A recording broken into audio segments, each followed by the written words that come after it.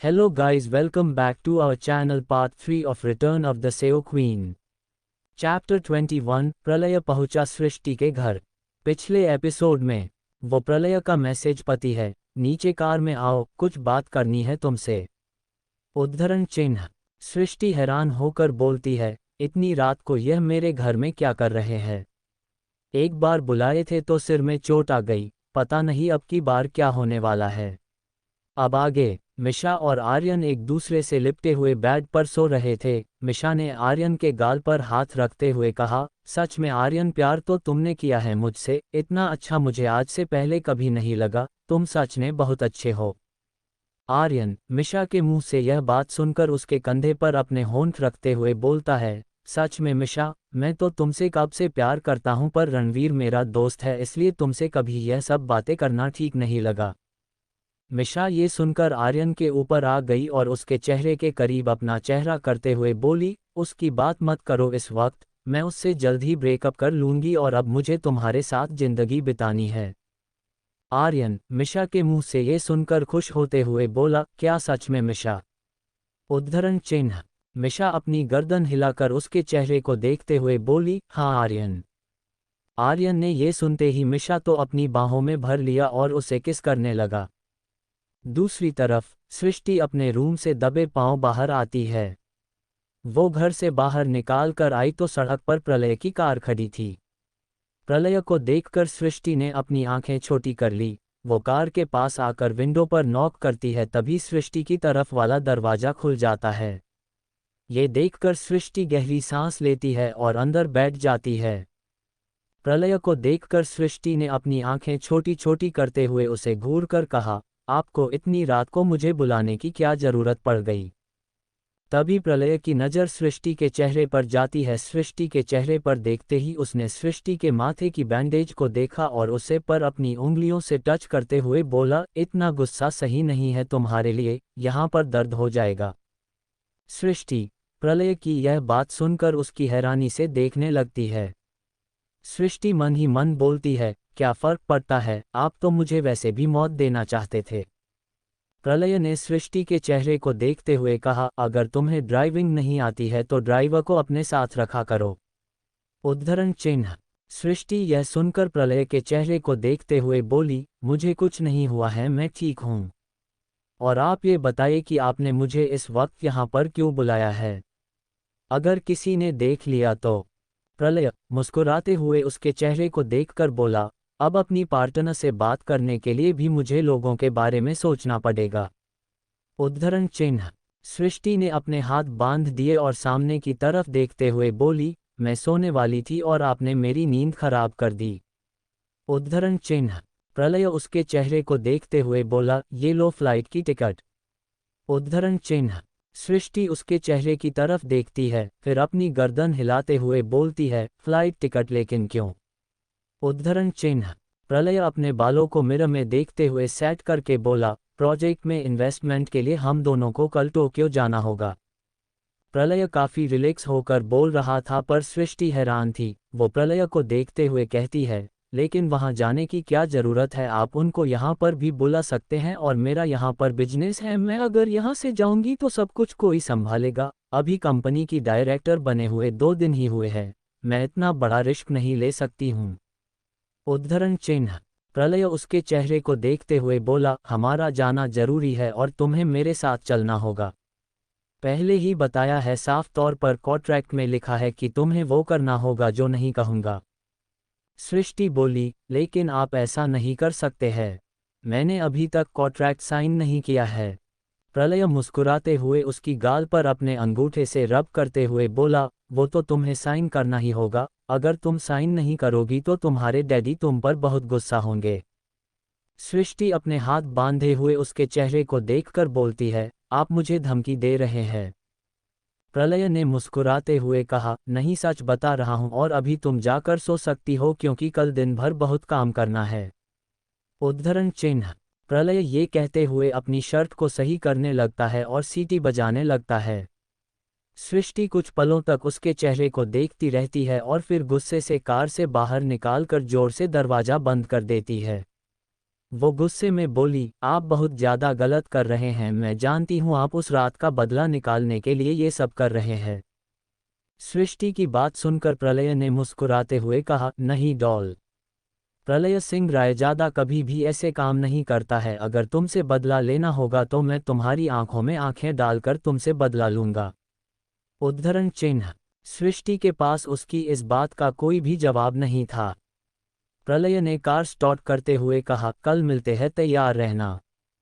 प्रलय इतना कहकर वहां से चला जाता है, वही सृष्टि मुंह बनाकर बोलती है, अब क्या करूं। सृष्टि कुछ सोचते हुए वापस घर के अंदर आ जाती है। वो इस बात का ध्यान नहीं देती है कि कोई काफी देर से उसको देख रहा था। राजवीर काफी देर से टेरेस पर खड़ा प्रलय और सृष्टि को देख रहा था। सृष्टि जब तक विला के अंदर नहीं आ गई तब तक रणवीर उसके चेहरे को देखता रहा। उसके बाद उसने दीवार पर अपना हाथ रखते हुए नीचे की तरफ देखते हुए कहा, आखिर चल क्या रहा है इन दोनों के बीच में।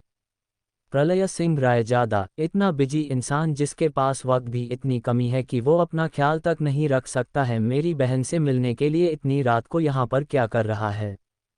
कहीं आर्यन सच तो नहीं कह रहा था इन दोनों के बीच में। रणवीर यह सब कहता है लेकिन तभी उसके दिमाग में एक ख्याल आता है, ऐसा नहीं हो सकता, मुझे लगता है प्रलय के दिमाग में जरूर कुछ कुछ चल रहा है, मुझे उसके बारे में पता लगाना होगा और प्रलय के दिमाग में सृष्टि के खिलाफ बातें डालने होती ताकि इन दोनों के बीच में गलतफहमी बढ़ जाए। फिर तो प्रलय सृष्टि को ऐसे गायब करेगा कि यह बूढ़ा बाप 100 जन्म तक अपनी बेटी को नहीं खोज पाएगा। उद्धरण चिन्ह। अगली सुबह सृष्टि जल्दी से तैयार हो जाती है। आज उसने ब्लू कलर का लंबा कोट पहना हुआ था जिसमें वो काफी प्यारी लग रही थी। हाथ में अपना मोबाइल और पर्स कैरी किया हुआ था।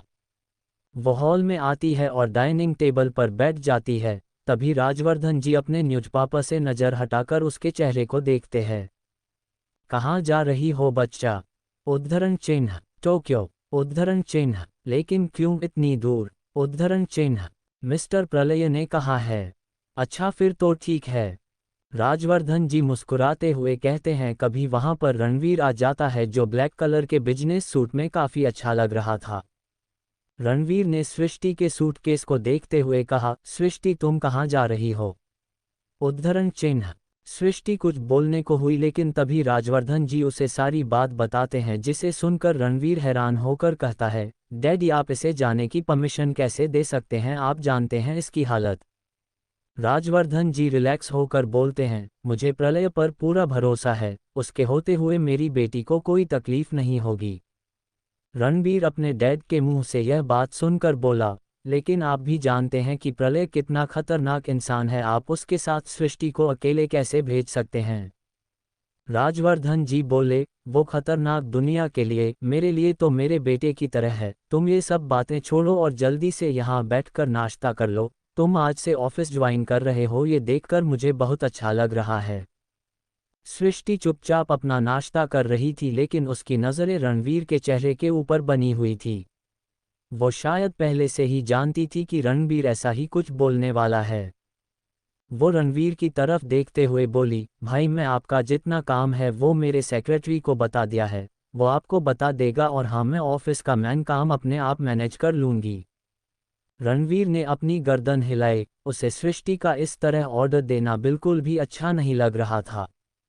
रणवीर ने सृष्टि की तरफ देखते हुए कहा, कल ही तो तुम्हारे साथ इतना बड़ा हादसा हुआ है और आज तुम देश से बाहर जा रही हो, ये ठीक नहीं है, मुझे लगता है कि तुम्हें फिर कभी चले जाना चाहिए। उद्धरण चिन्ह।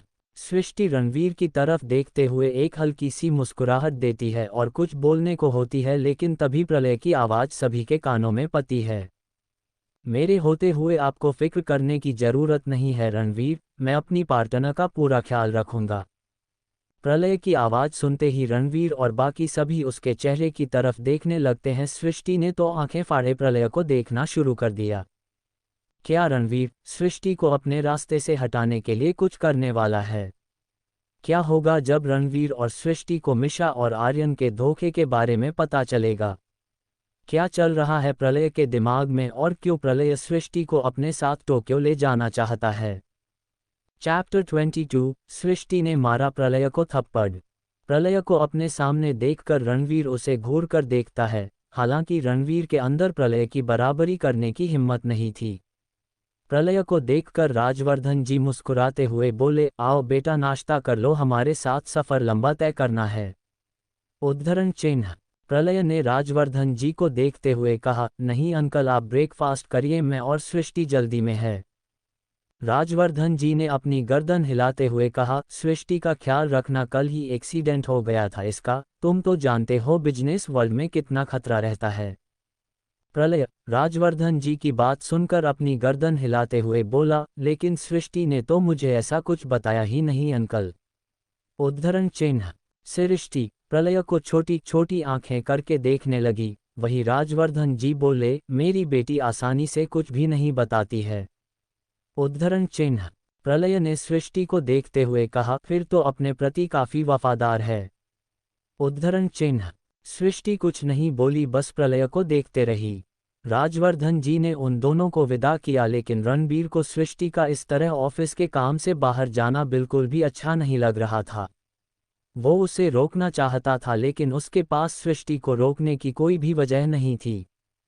सृष्टि को जाते हुए देखकर रणवीर उसके पास आया और उसे अपने गले से लगाते हुए बोला, मैं जानता हूँ तुम बहुत बड़ी हो गई हो, अब बहुत समझदार भी हो गई हो, लेकिन फिर भी मैं तुम्हारा भाई हूँ, इसलिए मुझे तुम्हारी फिक्र रहती है, अपना ख्याल रखना बच्चे। सृष्टि अपनी गर्दन हिलाते हुए उससे दूर हट गई और मुस्कुराते हुए बोली, हाँ भाई, अब मैं अपना पूरा पूरा ख्याल रखूंगी। उद्धरण चिन्ह।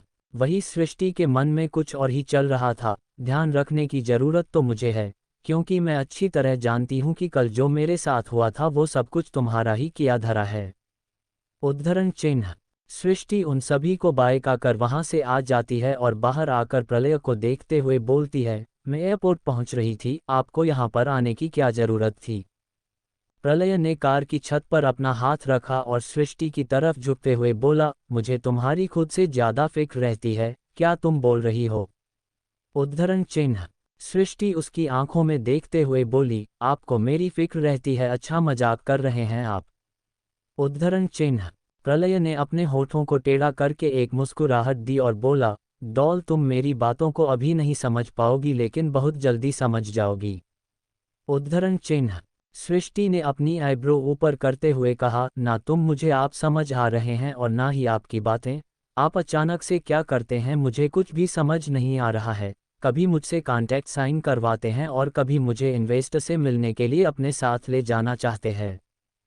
प्रलय ने अपने हाथ में बंधी हुई घड़ी की तरफ देखा। वो सृष्टि के पीछे से कार का डोर खोलते हुए बोला, अभी इन सब बातों के लिए टाइम नहीं है, अगर तुम यहाँ पर खड़ी होकर यही सब सोचती रहोगी तो हम बहुत लेट हो जाएंगे। उद्धरण चिन्ह। सृष्टि ने ये सुनकर अपनी गर्दन हिला दी और अंदर बैठ गई। प्रलय भी उसके पास ही बैठ गया और ड्राइवर को कार स्टार्ट करने को कहा। कुछ ही देर में दोनों एयरपोर्ट पहुंच गए थे। वहां से फ्लाइट में बैठकर सृष्टि और प्रलय टोक्यो के लिए रवाना हो जाते हैं। इधर रणवीर जब ऑफिस पहुंचा तो सबसे पहले सृष्टि के केबिन में जाता है। वैसे तो वहां जाना माना था, लेकिन रणवीर को वहां जाने से कोई भी नहीं रोक सकता था। रणवीर सृष्टि के केबिन में जाकर उसके ड्रावर में से कुछ चेक करने लगता है। काफी देर तक यहाँ वहां खोजने के बाद भी उसे कुछ नहीं मिलता। वो गुस्से से अपना हाथ टेबल पर मारते हुए बोला, तुमने प्रॉपर्टी के कागज कहाँ रखे हैं ये तो मैं जान कर रहूंगा, लेकिन उससे पहले मुझे एक और काम करना है। तुम टोक्यो गई हो ना, वहां से तुम वापस ना आ पाओ, ऐसा इंतजाम करूंगा ताकि फिर तुम्हारे प्यार बुढ़े आपको भी अकल आएगी। रणवीर यह कहते हुए अपना मोबाइल निकालता है और किसी से बात करते हुए विंडो के पास आ जाता है।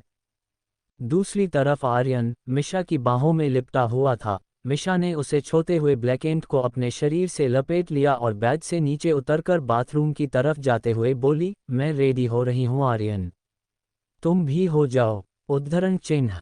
आर्यन ने मुस्कुराते हुए कहा, क्यों ना हम दोनों एक साथ ही रेडी हो जाए। उद्धरण चिन्ह। मिशा ने अपनी गर्दन हिलाते हुए कहा, नहीं उसकी कोई जरूरत नहीं है। आर्यन गुस्से से अपने कपड़ों को फेंकते हुए बोला, मिशा बेबी, कल रात को तो तुमने कहा कि तुम मेरे साथ पूरी जिंदगी बिताना चाहते हो। उद्धरण चिन्ह। हाँ, पर पहली मुलाकात में तो मैं कंफर्म नहीं हो सकती, और तुम्हारे पास अभी वो सब कहाँ है जो मुझे चाहिए। मेरे पास सब कुछ है, और रणबीर से तो बहुत ज्यादा है। उद्धरण चिन्ह। मिशा ने बाथरूम के पास आकर ब्लैंकेट को देखते हुए आर्यन की तरफ देखते हुए कहा, अगर ऐसा है तो तुम अपने डैडी का बिजनेस ज्वाइन करो और अपने आप को साबित करो। आर्यन उसके चेहरे की तरफ देखने लगा। मिशा इस वक्त डोर के दोनों तरफ अपने हाथों को रखकर खड़ी थी। आर्यन ने अपनी गर्दन हिलाते हुए कहा, अगर तुम यही चाहती हो तो यही सही। उद्धरण चिन्ह। मिशा ये सुनकर उसे आंख मार देती है। वही वो दोनों इस बात से अनजान थे कि कोई और भी उनको देख और सुन रहा है। रात के 7 बजे सृष्टि और प्रलय टोक्यो पहुंच गए थे। सृष्टि इतनी थक गई थी कि प्लेन की सीट पर ही सो गई थी। प्रलय उसे डिस्टर्ब नहीं करना चाहता था। जब प्रलय ने सोई हुई सृष्टि को देखा तो मुस्कुराते हुए बोला, you are looking so cute doll. उद्धरण चिन्ह। सृष्टि गहर नींद में थी इसलिए उसकी बात नहीं सुन पा रही थी। प्रलय सृष्टि को अपनी बाहों में ही उठाकर प्लेन से बाहर आता है। वहां पर बाकी जितने भी लोग खड़े थे प्रलय और सृष्टि को देखकर हैरान हो जाते हैं, लेकिन प्रलय को किसी से कोई मतलब नहीं था। उसने होटल तक जाने के लिए पहले से ही कार बुलवा ली थी। वो सृष्टि को लेकर कार में बैठ गया। सृष्टि प्रलय के सीने पर सिर रखकर सो रही थी और पहले उसके प्यार से चेहरे को देख रहा था। पतले गुलाबी होंठ, छोटी सी पतली सी नाक और उसका खूबसूरत चेहरा। बाहर लाइट्स की रोशनी पड़ने की वजह से सृष्टि कई गुना ज्यादा खूबसूरत लग रही थी। प्रलय उसके चेहरे को निहारता ही जा रहा था। नींद में सृष्टि ने अपना हाथ प्रलय के सीने पर रखा हुआ था। गले का दिल इस वक्त तेजी से धड़क रहा था। प्रलय ने एक गहरी सांस लेते हुए अपने आप से कहा, डॉल, तुम इतनी खूबसूरत हो कि चांद भी तुमसे जल जाए, मगर मैं तुम पर नहीं पिघल सकता। उद्धरण चिन्ह। ये कहते हुए प्रलय ने अपनी आंखें कसकर बंद कर ली और अपना सिर सीट पर लगा लिया। कुछ ही देर में दोनों होटल पहुंच जाते हैं जहां पर प्रलय ने पहले से ही सारी तैयारियां कर दी थी, पर उन दोनों को एक ही रूम में रहना पड़ता है क्योंकि रूम्स बुक थे और एक्स्ट्रा रूम नहीं थे। प्रलय सृष्टि को अपने रूम में लाकर बेड पर लेटा है। सृष्टि को बेड पर सुलाने के बाद प्रलय उसके चेहरे को देखते हुए बोलता है, मानना पड़ेगा इसकी नींद बहुत पक्की है। इतनी दूरी का सफ़र तय कर लिया और मेरी बाहों में मैं इसे इतनी देर से लेकर घूम रहा हूँ, लेकिन फिर भी इसकी नींद नहीं टूटी। अगर इसे कोई किडनैप करके ले जाए तो इसे तो पता ही ना चले। डॉल, अगली बार मैं तुम्हें नींद में किडनैप करने जरूर आऊँगा। प्रलय ने ये कहा तो उसके फेस पर एकदम मुस्कुराहट आ जाती है। उसे होटल वाला सीन याद आने लगता है जब सृष्टि अचानक ही उसे मारकर वहां से भागी थी। प्रलय अपना सिर झटक कर अपने सूटकेस से कपड़े निकलता है और बाथरूम में जाकर शावर लेता है। सृष्टि सो रही थी इसलिए उसने उसे परेशान नहीं किया। प्रलय जब नहाकर बाथरूम से बाहर आया, उसने जैसे ही डोर खोला तो सामने खड़ी सृष्टि ने अपना सिर प्रलय के सीने पर लगा दिया। वो नींद में थी और नींद में ही वॉशरूम की तरफ आई थी, लेकिन उसे नहीं पता था कि सामने प्रलय है। प्रलय सृष्टि को वहां पर देखकर उसे अपनी बाहों में पकड़ लेता है। सृष्टि नींद में बोली, मुझे जोर से आई है, वॉशरूम जाना है। उद्धरण चिन्ह। प्रलय उसे संभालते हुए बोला, डॉल, आंखें खोलो और अंदर चली जाओ। सृष्टि अपनी गर्दन हिला देती है और जैसे ही अंदर की तरफ बढ़ती है तभी नीचे बिखरे हुए पानी में उसका पैर फिसल जाता है और वो गिरने को होती है, पर प्रलय उसे पकड़ लेता है। लेकिन फिर भी सृष्टि नीचे तो बैठी गई थी और फ्लो पर बिखरे हुए पानी से उसके कपड़े गीले हो गए थे। प्रलय सृष्टि को देखकर अपनी गर्दन हिला देता है। सृष्टि वहीं पर अपने कपड़े खोलकर बैठने लगते हैं, लेकिन तभी पहले उसे रोकते हुए बोलता है, क्या कर रही हो यह? सृष्टि नींद में अपनी गर्दन हिलाते हुए बोली, मुझे जोर से आई है और आप मुझे क्यों रोक रहे हो? आंखें बंद करो अपनी। उद्धरण चिन्ह। डॉल, तुम गिर जाओगी, ठीक से वहां जाकर बैठो। उद्धरण चिन्ह। नहीं, मुझसे अब कंट्रोल नहीं हो रहा और बहुत नींद आ रही है। उद्धरण चिन्ह। प्रलय ने गहरी सांस लेते हुए कहा, ओके ठीक है, मैं ही जाता हूं और जब कर लो तब बाहर आ जाना। सृष्टि कुछ नहीं बोली, उसकी आंखें बार बार बंद हो रही थी। प्रलय वहां से उठकर बाहर आ गया और बाथरूम के दरवाजे के बाहर आकर खड़ा हो गया। सृष्टि कुछ ही देर में बाथरूम से बाहर आती है और आकर बेड पर गिर जाती है। प्रलय ने एक गहरी सांस ली। प्रलय ने देखा कि सृष्टि के कपड़े गिले हैं, तो वो सृष्टि के कंधे पर हाथ रखते हुए बोला, कपड़े चेंज कर लो वरना तुम बीमार हो जाओगी डॉल। मगर सृष्टि ने उसकी बात नहीं सुनी और अपने कान के ऊपर तकियाम रखकर सो गई। प्रलय अपने माथे को अपनी उंगलियों से दबाते हुए बोला, लगता है मुझे ही इसके कपड़े चेंज करने होंगे। उद्धरण चिन्ह। उसने कुछ सोचा और फिर सृष्टि के सूटकेस कपड़े निकाल लिए। अगली सुबह प्रलय बालकनी में खड़ा होकर किसी से बातें कर रहा था और उसके बातें करने की आवाज पर सृष्टि नींद में अपनी आंखें मसलती है। उसने धीरे धीरे अपनी आंखें खोलकर जब घड़ी की तरफ देखा तो 7 बजे रहे थे। वो बेड से खड़ी होकर बैठ गई। सृष्टि ने अपने माथे पर अपना हाथ फेरा और अपने बालों को सही करते हुए उसने अपने आप को देखा। वो घुटनों तक एक लंबी शर्ट में थी। वो समझ गई कि यह शर्ट किसी और की नहीं बल्कि प्रलय की है। मगर उसने तो रात में कुछ और पहना हुआ था। वो गुस्से से अपनी मुट्ठी बंद कर देती है। इसका मतलब इन्होंने उस रात का बदला निकाल लिया। मुझे पता था कि यह अपने साथ मुझे इसलिए ही लेकर आए हैं। हम दोनों एक रूम में, ये भी इनका ही सोच समझा कदम था।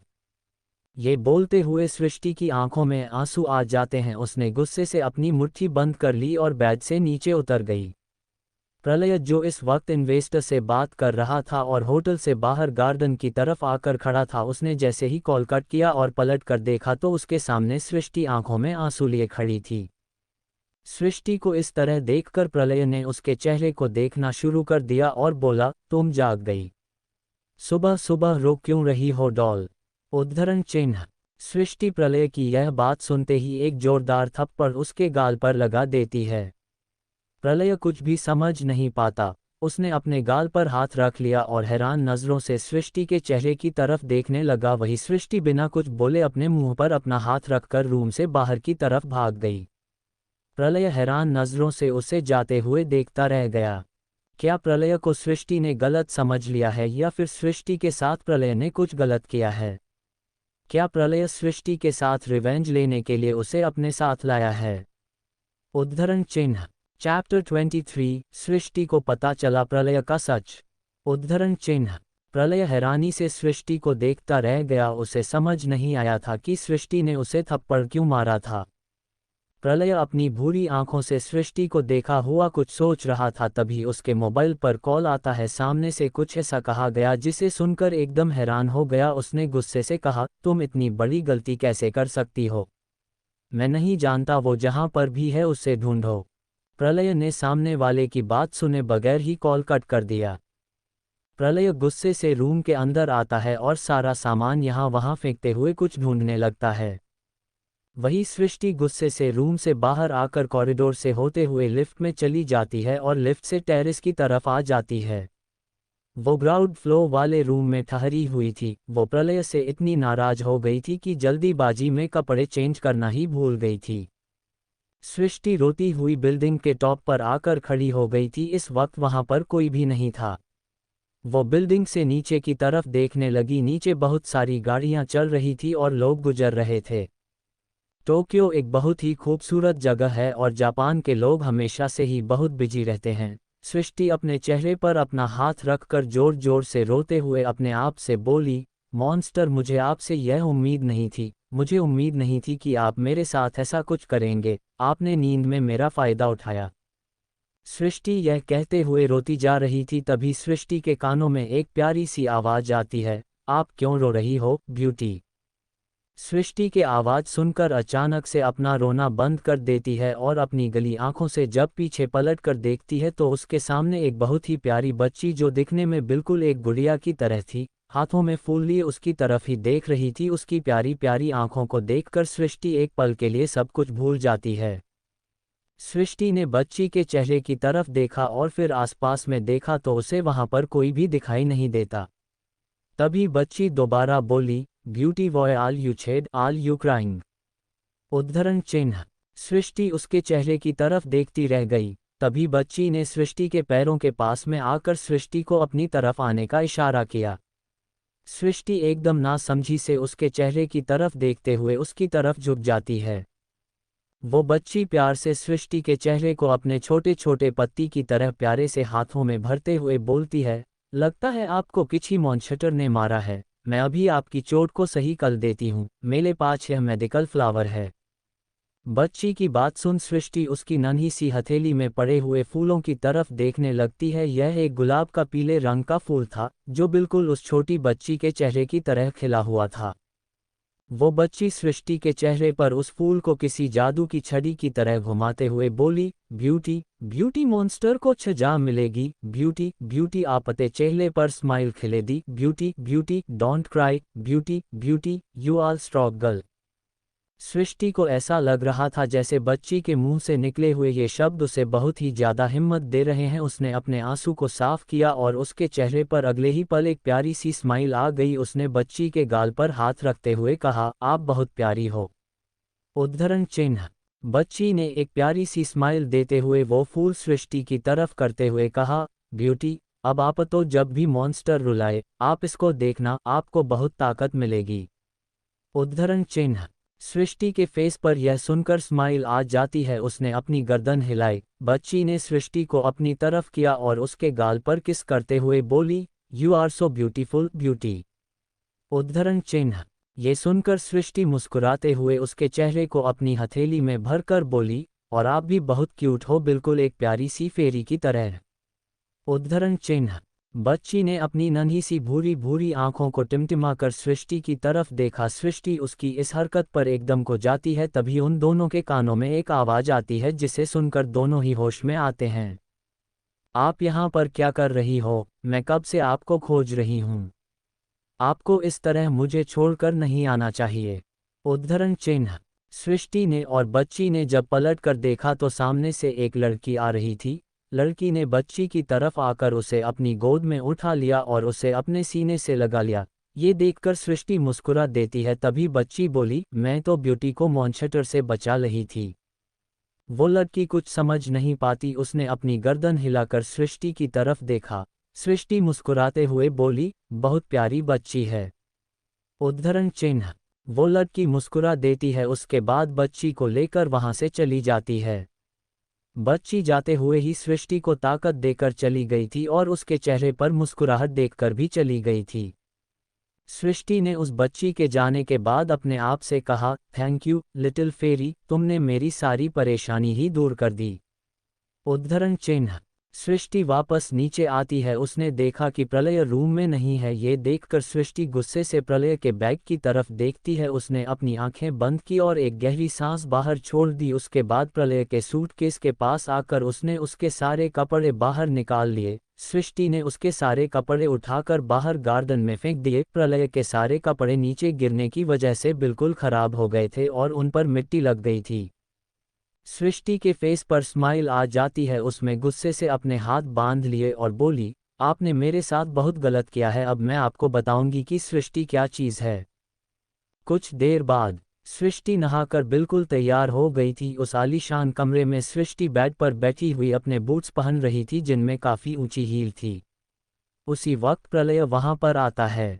उसके हाथ में ब्रेकफास्ट की प्लेट थी। वो ग्रे कलर के बिजनेस सूट में काफ़ी अच्छा लग रहा था और उसका हैंडसम लुक जिसे देखकर सृष्टि की नज़रें एक पल के लिए तो उस पर ठहर जाती है, लेकिन फिर उसने गुस्से से अपना चेहरा दूसरी तरफ कर लिया। प्रलय खाने की प्लेट को बेड पर रखते हुए बोला, नाश्ता कर लो डॉल, इन्वेस्टर से मिलने के लिए जाना। सृष्टि ने प्रलय की बात का कोई जवाब नहीं दिया और गुस्से से वहां से खड़ी होकर आईने के सामने आ गई। प्रलय हाथ बांधकर खड़ा हो गया। उसके चेहरे को देखते हुए अपने मन में बोला, डॉल गुस्सा भी होती है क्या? सृष्टि प्रलय की तरफ देख भी नहीं रही थी और गुस्से से वहां खड़ी होकर अपने बालों को ठीक कर रही थी। तभी उसकी नज़र प्रलय चेहरे की तरफ गई जो कि उसके बिल्कुल पीछे आकर खड़ा हो जाता है। प्रलय ने सृष्टि को देखते हुए कहा, तुम बहुत खूबसूरत लग रही हो। उद्धरण चिन्ह। सृष्टि गुस्से से बोली, मैंने आपसे नहीं पूछा है मैं कैसे लग रही हूँ। उद्धरण चिन्ह। क्या सच में? बिना बात किए हमारा बिजनेस कैसे चलेगा डॉल? सृष्टि वहां से हटकर दूसरी तरफ आ गई। प्रलय वहीं पर खड़ा हो गया और उसके चेहरे को देखने लगा। प्रलय बेड पर आकर नाश्ते की प्लेट की तरफ इशारा करते हुए बोला, नाश्ता कर लो वरना ठंडा हो जाएगा। उद्धरण चिन्ह। तभी सृष्टि ने गुस्से से अपनी मुट्ठी बंद कर ली और प्रलय की तरफ पलट कर देखते हुए बोली, आपके हाथ से लाया हुआ नाश्ता करने से अच्छा है कि मैं जहर खाकर मर जाऊं। उद्धरण चिन्ह। सृष्टि के मुंह से यह बात सुनकर प्रलय के चेहरे एक्सप्रेशन डार्क हो जाते हैं। सृष्टि भी बेहद गुस्से से उसे देख रही थी। प्रलय ने सृष्टि के चेहरे की तरफ देखते हुए कहा, क्या तुम्हें जहर इतना अच्छा लगता है? उद्धरण चिन्ह। सृष्टि कुछ नहीं बोली और गुस्से से अपने सूटकेस में से अपना आईपैड निकालने लगी। तभी प्रलय बेड के पास ड्रॉ से कुछ खोजने लगता है। सृष्टि में उसके ऊपर ध्यान नहीं दिया और अपना काम करने लगी। वह अपना आईपैड लेकर काउच पर बैठी तभी प्रलय ने उसके चेहरे के सामने एक पैकेट कर दिया, जिस पर पॉइजन लिखा हुआ था। वो चूहे मारने की दवाई थी। सृष्टि ये देखकर हैरान होकर प्रलय की तरफ देखने लगती है। प्रलय मुस्कुराते हुए सृष्टि की तरफ देखते हुए बोला, लो जहर खा लो, क्योंकि मैं तुम्हें यहाँ से बिना कुछ खाए जाने नहीं दूंगा। अगर तुम नाश्ता नहीं करना चाहती तो यही सही। सृष्टि काउच से खड़ी होकर गुस्से से अपनी मुट्ठी बंद कर लेती है और प्रलय के चेहरे की तरफ देखते हुए बोलती है, आखिर आप अपने आप को समझते क्या है? प्रलय ने सृष्टि की कमर पर अपना हाथ रख लिया और उसे अपनी तरफ खींचते हुए बोला, क्या तुम नहीं जानती मैं अपने आप को क्या समझता हूँ? उद्धरण चिन्ह। सृष्टि उसके ऐसा कहने पर उसकी आंखों में देखने लगती है। प्रलय के दिमाग में क्या चल रहा था, वो तो सिर्फ प्रलय ही जानता था और उसके अलावा ये बात कोई नहीं समझ सकता था।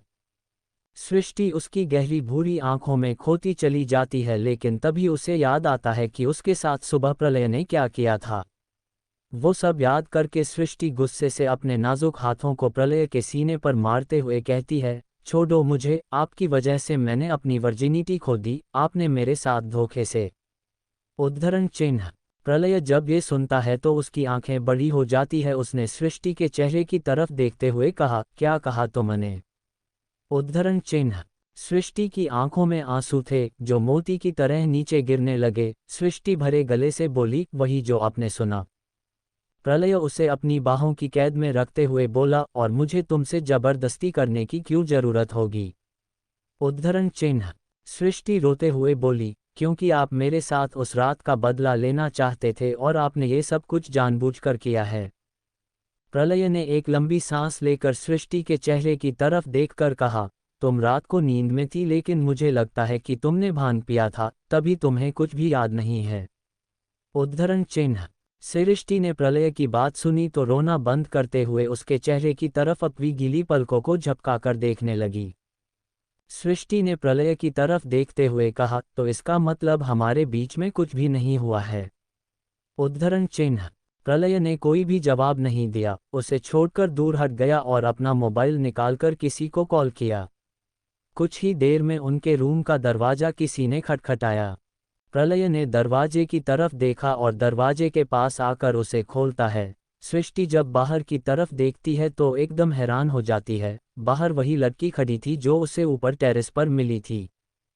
प्रलय ने उसे अंदर आने का इशारा किया, लेकिन सृष्टि को ये समझ नहीं आया कि प्रलय उस लड़की को कैसे जानता है। वो लड़की को देखते हुए बोला, अंदर आओ आकांक्षा।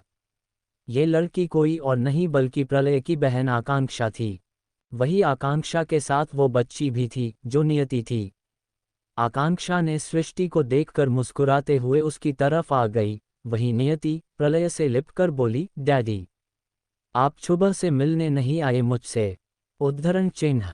प्रलय ये सुनकर अपनी प्यारी सी बेटी को अपनी बाहों में उठा लेता है और उसके गाल पर किस करते हुए बोलता है, हाँ बच्चा, मैं आपके पास ही आने वाला था। ये सुनकर नियति प्रलय के गाल पर किस कर लेती है। वही सृष्टि हैरान होकर प्रलय और नियति के चेहरे की तरफ देखने लगती है। क्या प्रलय के बारे में सृष्टि को पता चल पाएगा या फिर सृष्टि के मन में प्रलय को लेकर गलतफहमी आ जाएगी? क्या सृष्टि और प्रलय के बीच एक नई दास्तान शुरू होने वाली है? चैप्टर 24, प्रलय का सृष्टि को बाहों में उठाना।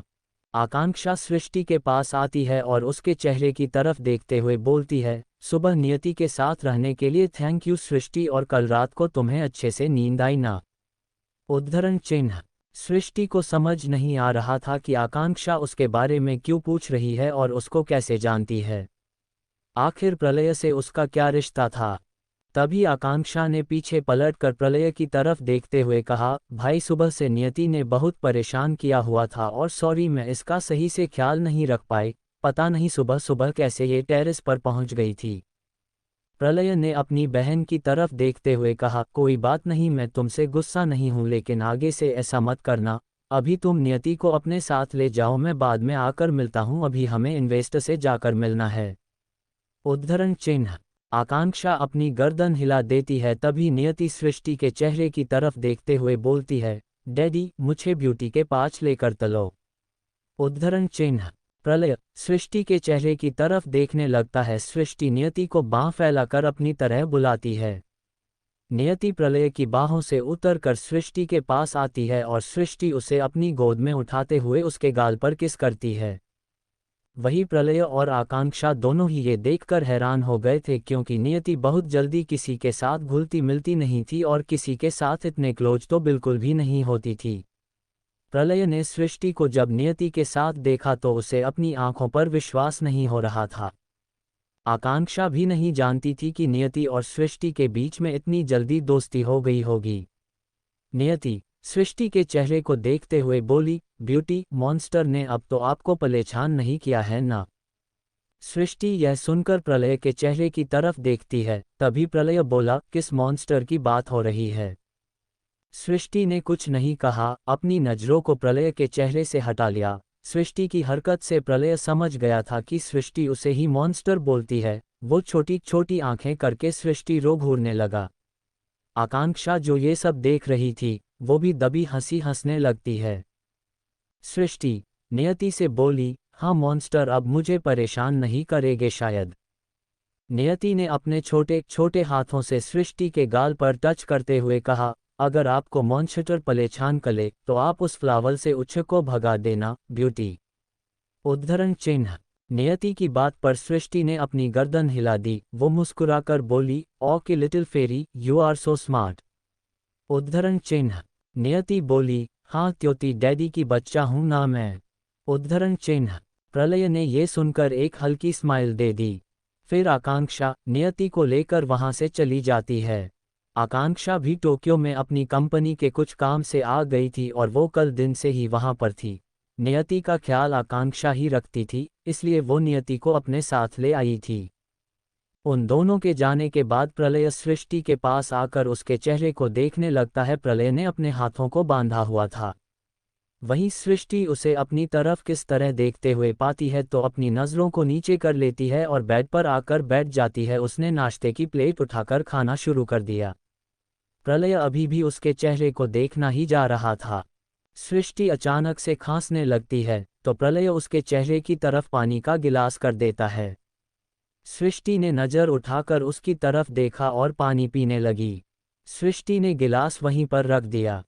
प्रलय अभी भी उसके चेहरे को देख रहा था। अंत में सृष्टि इरिटेट होकर सृष्टि ने प्रलय की तरफ देखते हुए कहा, आप मुझे इस तरह क्यों देख रहे हो? अगर आपको नाश्ता करना है तो यहाँ पर बैठकर कर लीजिए, लेकिन मेरे चेहरे को ऐसे देखना बंद करिए। उद्धरण चिन्ह। प्रलय उसके चेहरे की तरफ झुक गया और अपना गाल उसके चेहरे की तरफ करते हुए बोला, मुझे इसका हिसाब चाहिए। तुम्हें बिना कुछ सोचे समझे मेरे ऊपर हाथ उठाया था, याद है? और मैं तुमसे पहले भी कह चुका हूं कि मुझे तुमसे जबरदस्ती करने के लिए किसी मौके की तलाश करने की जरूरत नहीं है। अगर चाहूँ तो इसी वक्त तुम्हारे साथ सब कुछ कर सकता हूँ। उद्धरण चिन्ह। सृष्टि एकदम डर कर उसके चेहरे को देखते हुए बोली, क्या आप पागल हो गए हैं? प्रलय सृष्टि के होंठों को अंगूठे से साफ करते हुए बोला, नहीं बिल्कुल नहीं। उद्धरण चिन्ह। सृष्टि प्रलय के इतने करीब आने पर अपने शरीर में सरसराहट महसूस करती है। सृष्टि ने अचानक ही प्रलय को अपने आप से दूर करते हुए गुस्से से बेड से खड़े होते हुए कहा, आप बहुत गिरे हुए आदमी हैं। आप चाहे कुछ भी करिए, लेकिन मेरे दिल में आपके लिए कोई भी सिंपैथी नहीं आने वाली है। सृष्टि यह बोलकर गुस्से से वॉशरूम के अंदर चली जाती है और प्रलय उसको देखते हुए अपनी मुट्ठी कसकर बंद कर लेता है। सृष्टि बाहर आकर अपना मोबाइल लेती है और दरवाजे की तरफ आकर उसका लॉक पकड़कर खोलते हुए बोलती है, मैं आपके साथ इस कमरे में ज़्यादा देर तक नहीं रह सकती हूँ, इसलिए बाहर आपका वेट कर रही हूँ, जब आपको सही लगे आ जाना। उद्धरण चिन्ह। सृष्टि इतना बोलकर वहां से चली जाती है। वहीं प्रलय उसे जाते हुए देखकर एक गहरी सांस लेते हुए कहता है, प्रलय सिंह रायजादा को आंखें दिखाने की किसी की जरूरत नहीं होती और तुमने मुझे गिरा हुआ बोल दिया। उद्धरण चिन्ह। सृष्टि वहां से बाहर निकाल कर आती है और लिफ्ट में जाने लगती है, लेकिन लिफ्ट काम नहीं करती तो सृष्टि को सीढ़ियों से होकर जाना पड़ता है। सृष्टि वहां से धीरे धीरे नीचे उतर रही थी और उसके दिमाग में प्रलय ही चल रहा था। वो मन ही मन अपने आप से बोलती है, एक बेटी है और शादीशुदा है, फिर भी दूसरी लड़कियों के साथ रातें बिताते हैं, इन्हें तो कोई शर्म ही नहीं आती है। उद्धरण चिन्ह। सृष्टि यह बोलते हुए बड़बड़ाती जा रही थी, तभी उसका पैर सीढ़ियों पर फिसल जाता है और ऊंची हिल पहनने की वजह से वो गिरने को होती है, पर दीवार को पकड़ते हुए खुद को तो संभाल लेती है, मगर उसके पैर में मोच आ जाती है। सृष्टि की आंखों में आंसू आ जाते हैं, वो जोर से अपनी आंखों को मींच लेता है। तभी प्रलय भी वहां से नीचे की तरफ आ रहा होता है। वो जब सृष्टि को ऐसे देखता है तो एकदम हैरान हो जाता है। वो भागकर सृष्टि के पास आता है और उसके पास आकर बैठते हुए बोलता है, यह क्या हुआ डॉल? प्रलय को देखकर सृष्टि ने अपनी आंखें खोली और उसके चेहरे की तरफ देखती है। सृष्टि की गीली आंखें जिनमें से आंसू बह रहे थे, वो देखकर प्रलय उसे अपनी बाहों में उठा लेता है। वो गुस्से से बोला, तुम्हारे अंदर दिमाग नहीं है क्या? यहाँ से आने की क्या जरूरत थी? और सीढ़ियों से उतरते हुए इतने ऊंची हिल्स पहनने की क्या जरूरत है? सृष्टि प्रलय के गले के आसपास अपने हाथ लपेट लेती है। उसका दर्द से बुरा हाल हो गया था। सृष्टि ने प्रलय की तरफ देखते हुए कहा, आप मुझे उतार दीजिए, मैं अपने आप चली जाऊंगी। प्रलय ने जब सृष्टि के मुंह से यह बात सुन तो उसे शेर की तरह खूंखार नजरों से देखा। सृष्टि प्रलय की आंखें देखकर बिल्कुल सहम जाती है और अपनी नजरों को नीचे कर लेती है। प्रलय गुस्से से सृष्टि से बोलता है, कंपनी की मालकिन हो तुम, अगर तुम्हें पता हो तो, लेकिन अपने लिए बिल्कुल लापरवाह हो। सृष्टि प्रलय की बात सुनकर अपनी नजरों को नीचे करते हुए बोलती है, सब आपकी वजह से ही हुआ है। उद्धरण चिन्ह। सृष्टि यह बोल रही थी तो प्रलय भी उसकी बात सुन लेता है। अगर कुछ बोलना नहीं है वहीं सृष्टि मन ही मन बोलता है, ना तो मैं आपके बारे में सोचती और ना ही मेरे पैर में मोच आती। प्रलय सृष्टि को उठाकर उसे हॉस्पिटल लेकर आता है और वहां पर पालकी के पैर में गर्म पट्टी बांध दी जाती है। सृष्टि और प्रलय कुछ देर बाद कार में बैठे हुए थे। सृष्टि ने प्रलय को देखते हुए एक लंबी सांस लेकर अपना सिर झटक दिया। ऐसा लगा जैसे वो कुछ सोच रही थी और अचानक ही अपने आप को उसे ख्याल से बाहर निकालने के लिए वो ऐसा कर रही है। प्रलय ने सृष्टि की यह हरकत देखी तो उसे अपनी तरफ खींचते हुए बोला, क्या सोच रही हो डॉल? सृष्टि प्रलय की इस हरकत पर अपनी गर्दन उठाकर उसके चेहरे की तरफ देखने लगी। वो प्रलय को अपने आप से दूर करने की कोशिश करती है, लेकिन प्रलय ने उसे कसकर पकड़ा हुआ था। सृष्टि ने प्रलय से कहा, मुझे छोड़िए। उद्धरण चिन्ह। प्रलय बोला, चुपचाप बैठ जाओ, पैर में मोच आया हुई है, ज्यादा हरकत करोगी तो और कहीं चोट आ जाएगी और फिर तुम कहोगी कि मैंने कर दिया। वैसे भी तुम्हें तो यही लगता है कि तुम्हारी जिंदगी में जो कुछ भी गलत हो रहा है वो मैं ही कर रहा हूँ। सृष्टि ने अपनी आंखें कसकर बंद कर ली। उसके पास हम बचने का कोई भी फायदा नहीं था, इसलिए प्रलय के पास में बैठी रही। क्या प्रलय सृष्टि के लिए फिक्रमंद है?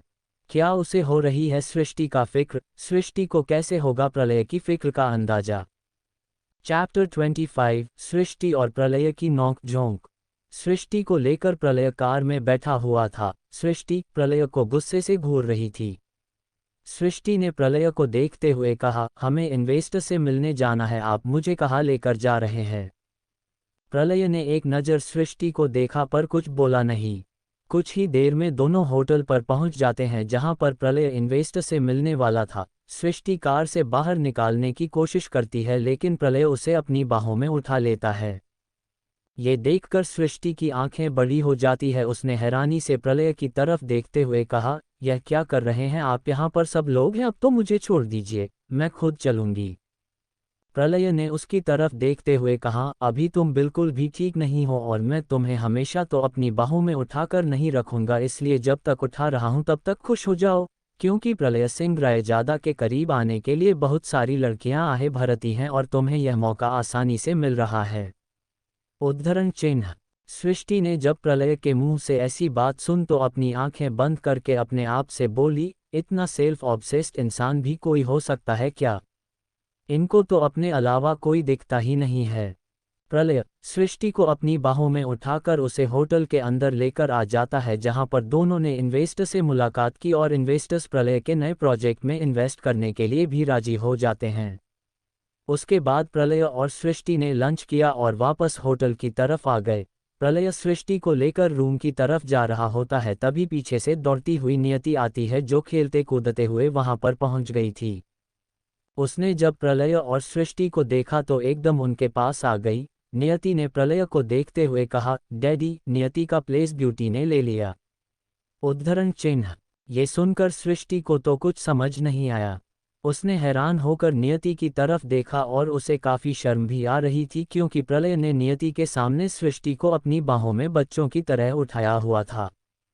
प्रलय अपनी गर्दन हिलाते हुए बोला, नहीं बच्चा, आपकी जगह कोई नहीं ले सकता और मैंने आपकी ब्यूटी को इसलिए उठाया है क्योंकि उनके पैर में मोच आ गई है और इनको बहुत पेन हो रहा है। उद्धरण चिन्ह। नियति ने एकदम हैरान होकर कहा, डैडी, ब्यूटी को सब इतना परेशान क्यों करते हैं, पहले मॉन्स्टर और अब मॉ। ब्यूटी बहुत वीक है क्या डैडी? उद्धरण चिन्ह। सृष्टि उसकी बात पर कुछ बोलने को होती है लेकिन प्रलय ने अपनी गर्दन हिलाते हुए कहा, नहीं बच्चा, आपकी ब्यूटी बिल्कुल भी वीक नहीं है, ये तो बहुत स्ट्रांग है और अपनी स्ट्रांग ताकत से सभी को भगा देती है। इसने तो मॉन्स्टर को भी पिटी लगा दी थी। उद्धरण चिन्ह। नियति ने हैरान होकर कहा, क्या सच में डैडी, मेरी ब्यूटी इतनी स्ट्रांग है? उद्धरण चिन्ह।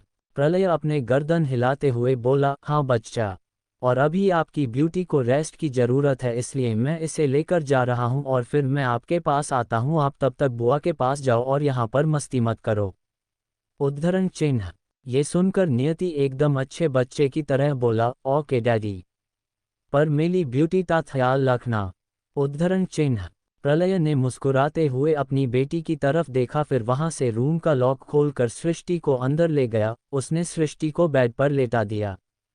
सृष्टि अभी भी मुंह बनाकर प्रलय को देख रही थी क्योंकि प्रलय ने उसे एक भी बार अपनी बाहों से नीचे नहीं उतारा था और उसे पूरे रास्ते ही अपनी बाहों में उठाकर लेकर आया था। ये देखकर सृष्टि को बहुत गुस्सा आ रहा था।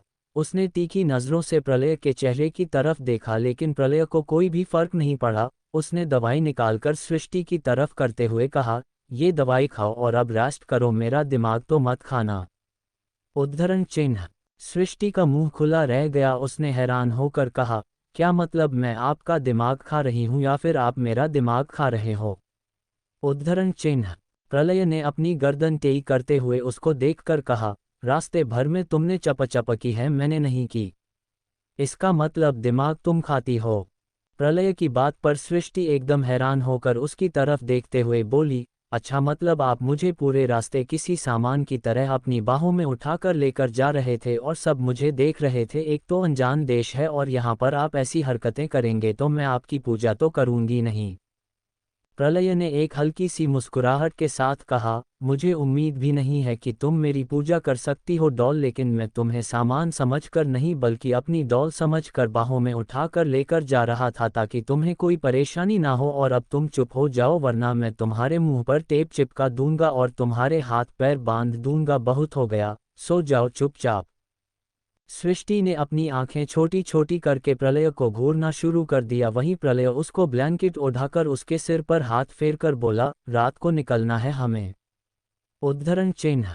सृष्टि कुछ पलों तक उसकी आंखों में देखती रही और प्रलय भी उसकी आंखों में देख रहा था। दोनों की नजरें एक दूसरे में खोसी गई। सृष्टि को न जाने क्यों प्रलय बुरा नहीं लग रहा था, बल्कि वो तो सृष्टि की जितनी फिक्र कर रहा था उससे सृष्टि को अजीब लग रहा था। प्रलय उसकी नज़रों से अपनी नज़र हटा लेता है और फिर लाइट ऑफ करके वहां से चला जाता है। सृष्टि प्रलय को जाते हुए देखती रह जाती है। तभी उसे याद आता है कि उसने पहले गुस्से में आकर प्रलय के सारे कपड़ों को मिट्टी में फेंक दिया था। ये बात याद करके नो कंबल में अपना मुंह छिपा लेती है और खुद से बोलती है, अब अगर उस मॉन्स्टर ने पूछा कि मैंने उसके कपड़े क्यों फेंके तो मैं क्या जवाब दूंगी। वही प्रलय रूम से निकालकर बाहर आता है। वो आकांक्षा के रूम में आता है तो आकांक्षा अपने लैपटॉप पर कुछ कर रही थी और वही नियति चुपचाप अपने टेडी के साथ खेल रही थी। नियति एक बेहद प्यारी और समझदार बच्ची थी। वो इतनी प्यारी थी कि उसको देखते ही किसी को भी उससे प्यार हो जाए। प्रलय को देखते ही नियति उठकर उसके पास आती है और उसके गले से लग जाती है। प्रलय भी नियति को अपने गले से कसकर लगा लेता है और मुस्कुराते हुए उसके बालों पर किस कर लेता है। तभी नियति ने प्रलय से दूर होते हुए कहा, डैडी, मेरी ब्यूटी छो गई। प्रलय ने अपनी गर्दन हिलाकर कहा, हाँ बच्चा, वो सो गई है। उद्धरण चिन्ह। ये सुनकर नियति ने अपनी आंखों की पुतलियों को हरकत में लाते हुए कहा, तो वो अब मॉन्स्टर नहीं आएगा ना? प्रलय ने उसे लेकर बेड पर बैठते हुए कहा, नहीं बेटा, नहीं आएगा। नियति यह सुनकर प्रलय के गाल पर किस करते हुए बोली, daddy, I love you, you are super daddy. आपने ब्यूटी के 5-6 मानछटल को भगा दिया। प्रलय ने उसके चिक्स पर किस करते हुए कहा, and you are my strong and super daughter. तभी आकांक्षा अपना लैपटॉप बंद करते हुए उन दोनों की तरफ देखती है।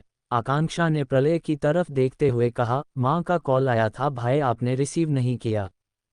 प्रलय ने बिना किसी भाव के साथ कहा, मैं बहुत बिजी था और तुमने बात कर ली, मेरे लिए वही काफ़ी है। उद्धरण चिन्ह। ये सुन आकांक्षा अपनी गर्दन हिला देती है। नियति ने अपनी छोटी छोटी आंखों को टिमटिमाकर कहा, डैडी, दादी आपते लिए वाइफ लाने वाली है ना, मुझे मॉमी मिलेगी। उद्धरण चिन्ह। ये सुनकर प्रलय और आकांक्षा एक पल के लिए उसके चेहरे की तरफ देखते रह जाते हैं। तभी प्रलय ने अपनी छोटी सी बेटी के चेहरे को अपने हाथों में लेते हुए कहा, आपको मॉमी क्यों चाहिए, मैं हूं ना आपको प्यार करने के लिए। ये सुनकर नियति ने अपनी गर्दन हिला दी। तभी आकांक्षा भी हंसते हुए बोली, हाँ, और अब तो ब्यूटी भी है। मेरी नियति को तो ब्यूटी भी बहुत पसंद है ना। उद्धरण चिन्ह। नियति ने अपना गर्दन हिलाई, वो आंखों में चमक लिए बोली, हाँ बुआ, मुझे वो बहुत पसंद है। फिर प्रलय की तरफ देखते हुए बोलती है, डैडी, आप ब्यूटी को घर लेकर चलो ना। उद्धरण चिन्ह। ये सुनकर आकांक्षा के चेहरे पर हंसी आ जाती है, क्योंकि उसे पता था कि यह तो मुमकिन नहीं है। वही प्रलय न जाने क्या सोचने लगता है। वही रात का वक्त। प्रलय वापस रूम में आया तो सृष्टि कॉल पर राजवर्धन जी से बात कर रही थी और राजवर्धन जी यह जानकर बहुत खुश थे कि नए प्रोजेक्ट के लिए इन्वेस्टर से इन्वेस्टमेंट मिल गई है। सृष्टि अपने कपड़ों को सूटकेस में रख रही थी। उसने अपनी एक तिरछी नज़र से प्रलय की तरफ देखा, लेकिन उसे जाहिर नहीं किया कि वो प्रलय को ही देख रही थी। वही प्रलय अपने सूटकेस के पास आया। उसने जैसे ही सूटकेस खोला तो हैरान हो गया। उसमें जितने भी कपड़े थे सभी में कीचड़ लगा हुआ था और सभी बहुत गंदी हालत में थे। ये देखकर प्रलय ने सृष्टि को घूर कर देखा। वही सृष्टि ने उसके ऊपर कोई भी ध्यान नहीं दिया, वो राजवर्धन जी से बात करने में व्यस्त थी। प्रलय ने अपना मोबाइल निकाला और किसी से बात करने लगा। सृष्टि ने जब कॉल कट कर दिया तो प्रलय ने उसकी बांह पकड़कर उसे खींच लिया और दीवार पर लगाते हुए बोला, यह क्या हरकत है डॉल। उद्धरण चिन्ह। सृष्टि ने प्रलय की तरफ देखा। उसने मन में सोचा, कपड़ों को देखकर गुस्सा हो गए मॉन्स्टर, लेकिन जवाब तो देना ही पड़ेगा। उद्धरण चिन्ह। सृष्टि यह सोचते हुए अपनी गर्दन को यहाँ वहाँ करने लगी। वो कुछ सोचकर बोली, मुझे सुबह सुबह बहुत गुस्सा आ गया था, इसलिए आपके सारे कपड़े मैंने बाहर गार्डन में फिर दिए थे जहाँ पर पानी भरा हुआ था, और आपके सारे कपड़े गंदे हो गए हैं, इसलिए मैं। प्रलय ने उसकी आंखों में देखते हुए गुस्से से कहा, मैं उस बारे में बात नहीं कर रहा हूँ। उद्धरण चिन्ह। ये सुनकर सृष्टि ने अपनी गर्दन हिलाते हुए कहा, तो फिर आप किस बारे में बात कर रहे हैं? मुझे कुछ समझ नहीं आ रहा और मैंने क्या किया है। प्रलय ने सृष्टि के पैरों की तरफ इशारा करते हुए कहा, अगर तुम भूल गई हो तो मैं तुम्हें याद दिला देता हूं कि तुम्हारे पैर में मोच आई है और तुम्हें इस वक्त यहाँ वहाँ थिरकना नहीं चाहिए, चुपचाप एक जगह बैठी रहती। ये सुनकर सृष्टि एकदम अपनी पलकों को बार बार झपकाने लगी। वो सोचने लगी कि प्रलय को अपने कपड़ों को छोड़कर सृष्टि के पैरों की फिक्र हो रही है।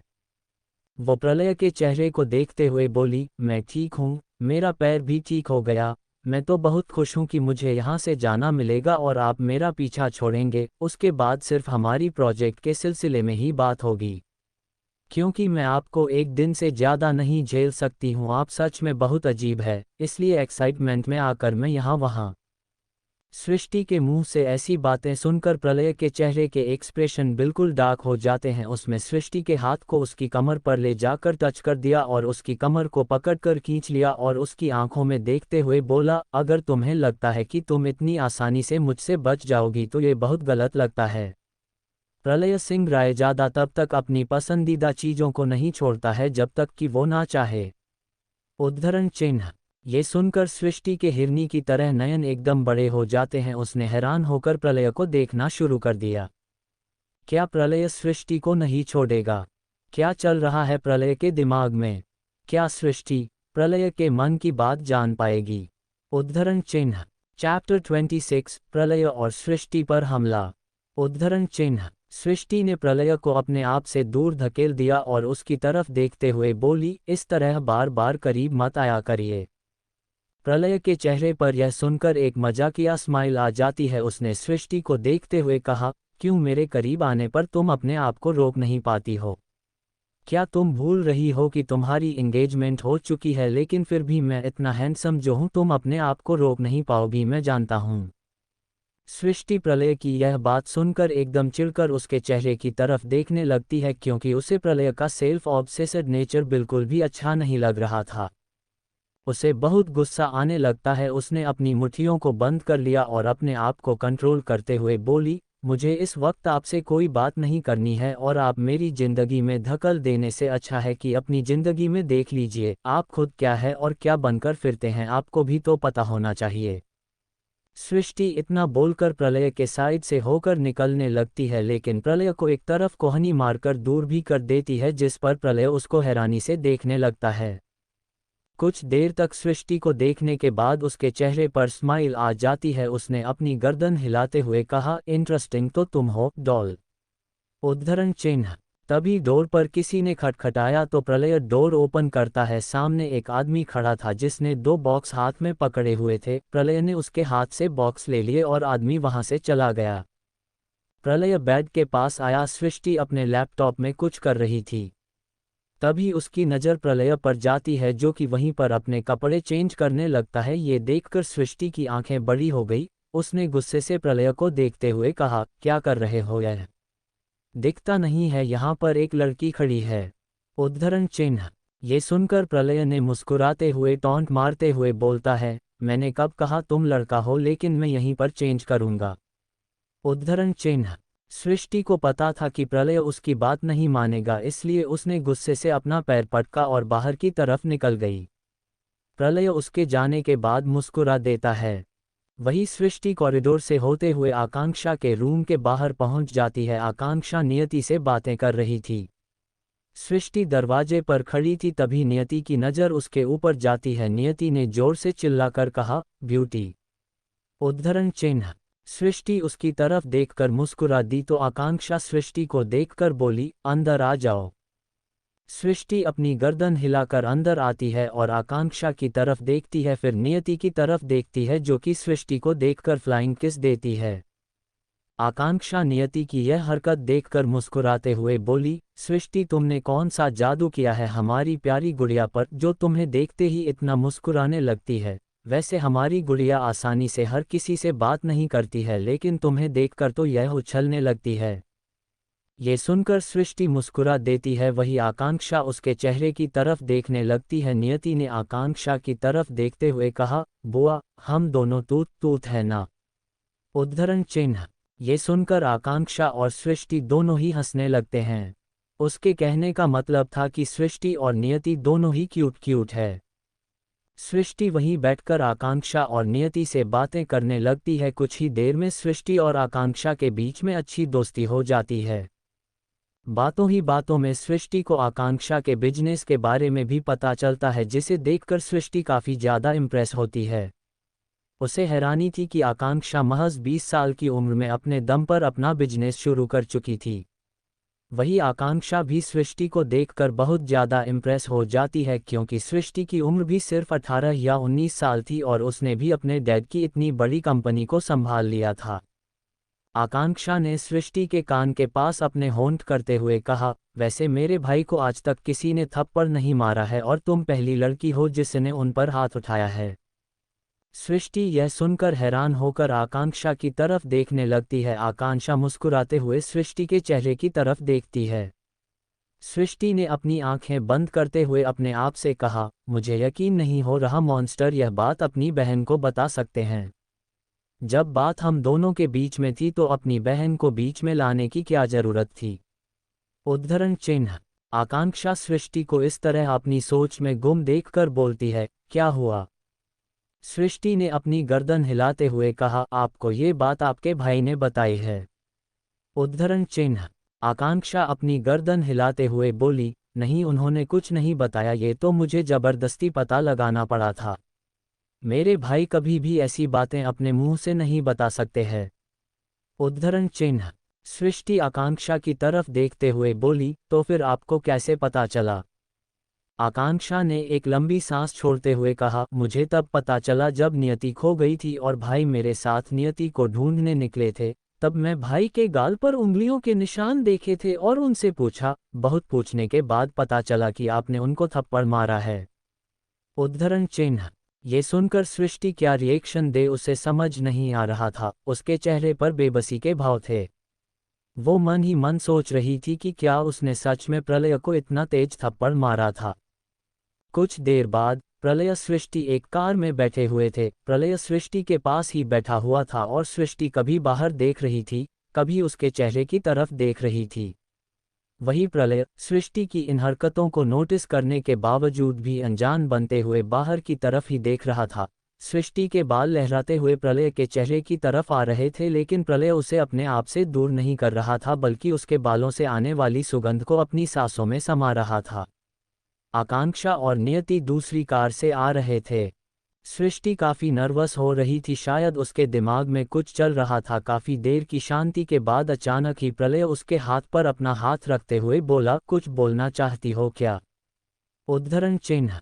सृष्टि एकदम घबराकर उसके चेहरे की तरफ देखती है। सृष्टि ने अपना हाथ पीछे खींच लिया और अपनी गर्दन हिलाकर बोली, हाँ बोलना चाहती हूँ। प्रलय ने अपनी घड़ी की तरफ देखा और कुछ सोचने लगा। सृष्टि उसकी ही हरकत पर अजीब नज़रों से उसे देखते हुए बोली, अपनी घड़ी को क्यों देख रहे हो आप। प्रलय ने उसकी तरफ तिरछी नज़रों से देखते हुए कहा, शुभ मुहूर्त का इंतजार कर रहा हूं ताकि तुम अपना मौन व्रत खोलकर अपने दिल की बात मुझे बता सको। ये सुनकर सृष्टि ने अपनी आंखें कसकर मींच ली और अपने आप से बोली, यह अपना दिमाग हमेशा इतना एक्स्ट्रा फॉरवर्ड क्यों चलाते हैं। उद्धरण चिन्ह।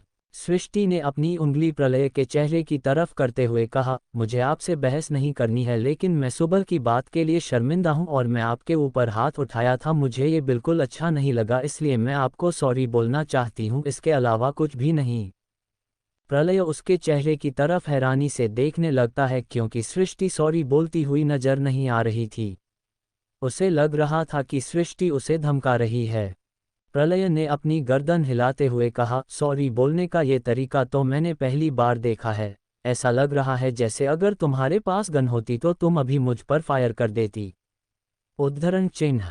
सृष्टि ने प्रलय को कुछ बोलना चाहा, लेकिन तभी अचानक से उसकी कार पर ब्रेक लगता है। सृष्टि उछलकर प्रलय के ऊपर गिर जाती है। प्रलय ने उसे थाम लिया। वही प्रलय ने अपनी नज़रबाज की तरह यहाँ वहाँ घुमाई।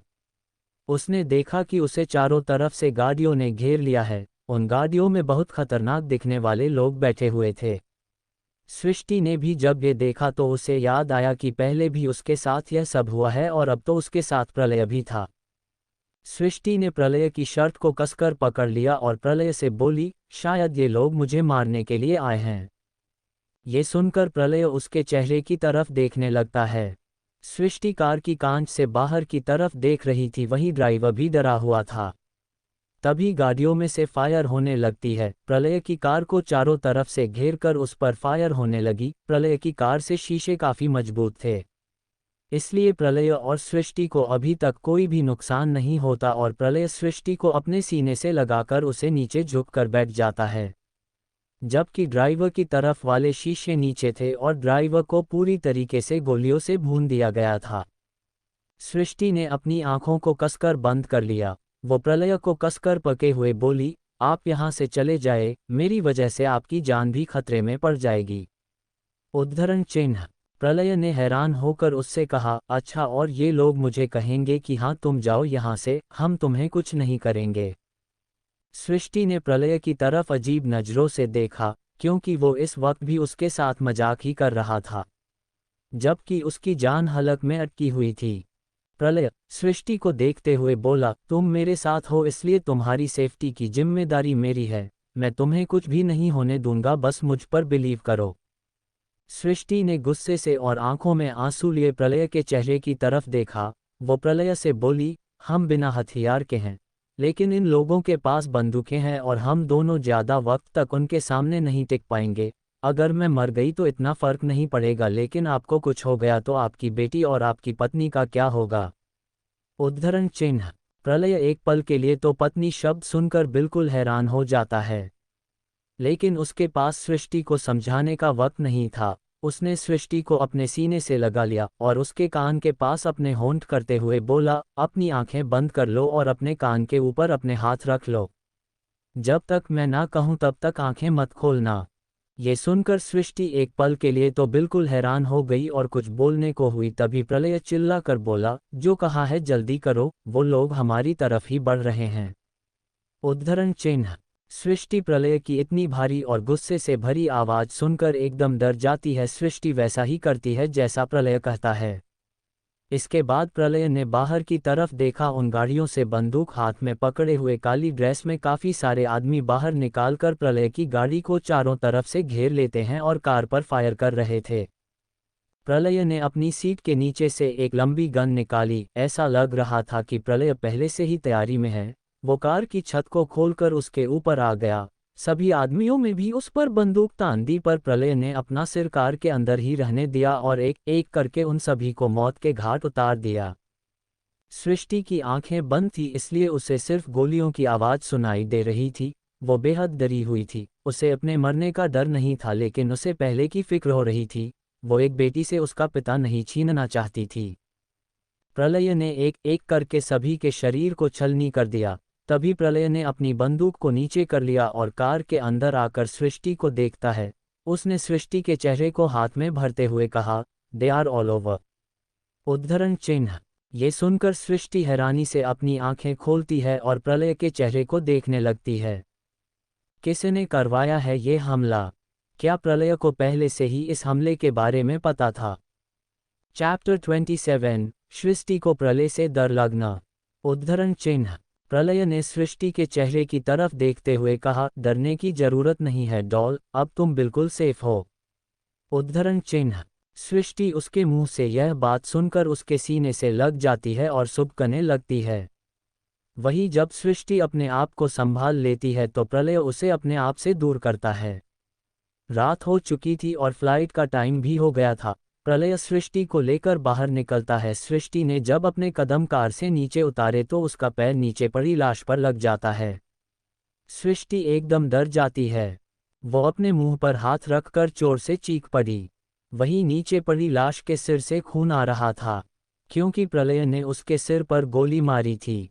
प्रलय ने जब सृष्टि को डरा हुआ देखा तो सृष्टि को अपने करीब खींच लिया और उसका सिर अपने सीने से लगा लिया। उन काली गाड़ियों के पीछे 4 गाड़ियां और खड़ी थी, जिसमें से ब्लैक कपड़े पहने हुए बॉडीगार्ड्स बाहर निकलते हैं। ये सभी बॉडीगार्ड्स प्रलय के थे। प्रलय ने उन्हें बुलाया था। प्रलय जितना शांत दिखता था उतना शांत नहीं था और उसका असली रूप काफी खतरनाक था, जिसे बहुत कम लोगों ने ही देखा था। रणवीर तो उसकी बराबरी कर ही नहीं सकता था।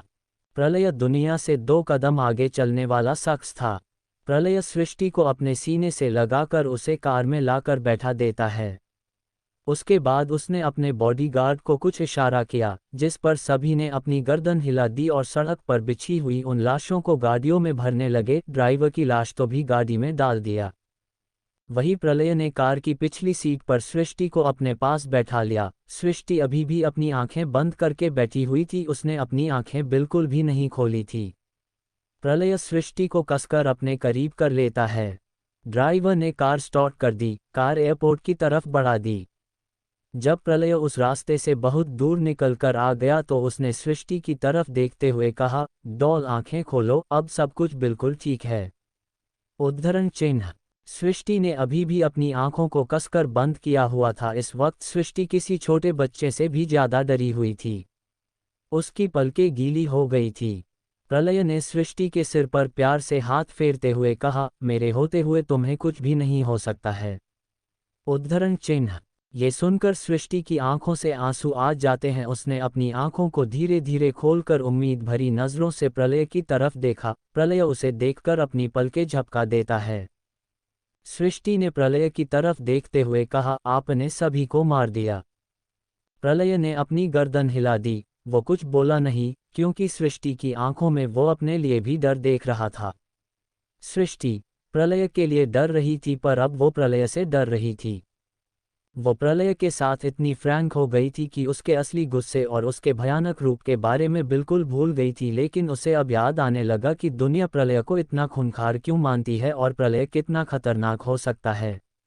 सृष्टि प्रलय से दूर हट गई और दूर खिसक कर बैठने लगी, लेकिन प्रलय ने उसे अपने करीब खींच लिया और उसे सीने से लगाते हुए बोला, जब तक घर नहीं पहुंच जाते तब तक मेरे करीब ही रहोगी। मुझसे दूर जाने की कोशिश की तो अच्छा नहीं होगा। ये सुनकर सृष्टि एकदम डर गई। वो प्रलय के करीब होकर कांप रही थी। उसके हाथ पांव काम नहीं कर रहे होते हैं।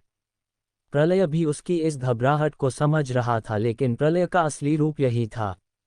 वो एक हार्टलेस और क्रूल हार्टेड पर्सन था। उसका सच यही था। प्रलय का शांत रूप नियति के अलावा सृष्टि ने देखा था। प्रलय और सृष्टि एयरपोर्ट पहुंच गए, जहां से मुंबई के लिए वापस फ्लाइट मिल गई। आकांक्षा और नियति दूसरी फ्लाइट में चले गए थे। सृष्टि इतनी डरी हुई थी कि प्रलय की बगल वाली सीट पर बैठी हुई भी उसके हाथ पांव कहां पर रहे थे, और उसके अंदर बिल्कुल भी हिम्मत नहीं थी कि प्रलय के चेहरे की तरफ देख पाए। प्रलय ये बात नोटिस कर रहा था और सृष्टि के उंगलियों की कपकपाहट को भी महसूस कर सकता था। सृष्टि का भले ही पुनर्जन्म उसके रिवेंज को पूरा करने के लिए हुआ था, पर वो कभी भी किसी को जान से नहीं मारना चाहती थी। यहाँ तक कि रणवीर को भी वो सिर्फ तड़पाकर रखना चाहती थी। सृष्टि ने न तो कुछ खाया और न ही कुछ पिया। वो प्रलय से बहुत जल्दी बहुत दूर जाना चाहती थी और इस वजह से उसे सही से नींद भी नहीं आई। वो काफ़ी देर तक जागती रही, लेकिन अंत में थक हार कर सो गई। उसके सोने के बाद उसकी गर्दन एक तरफ लटक रही थी।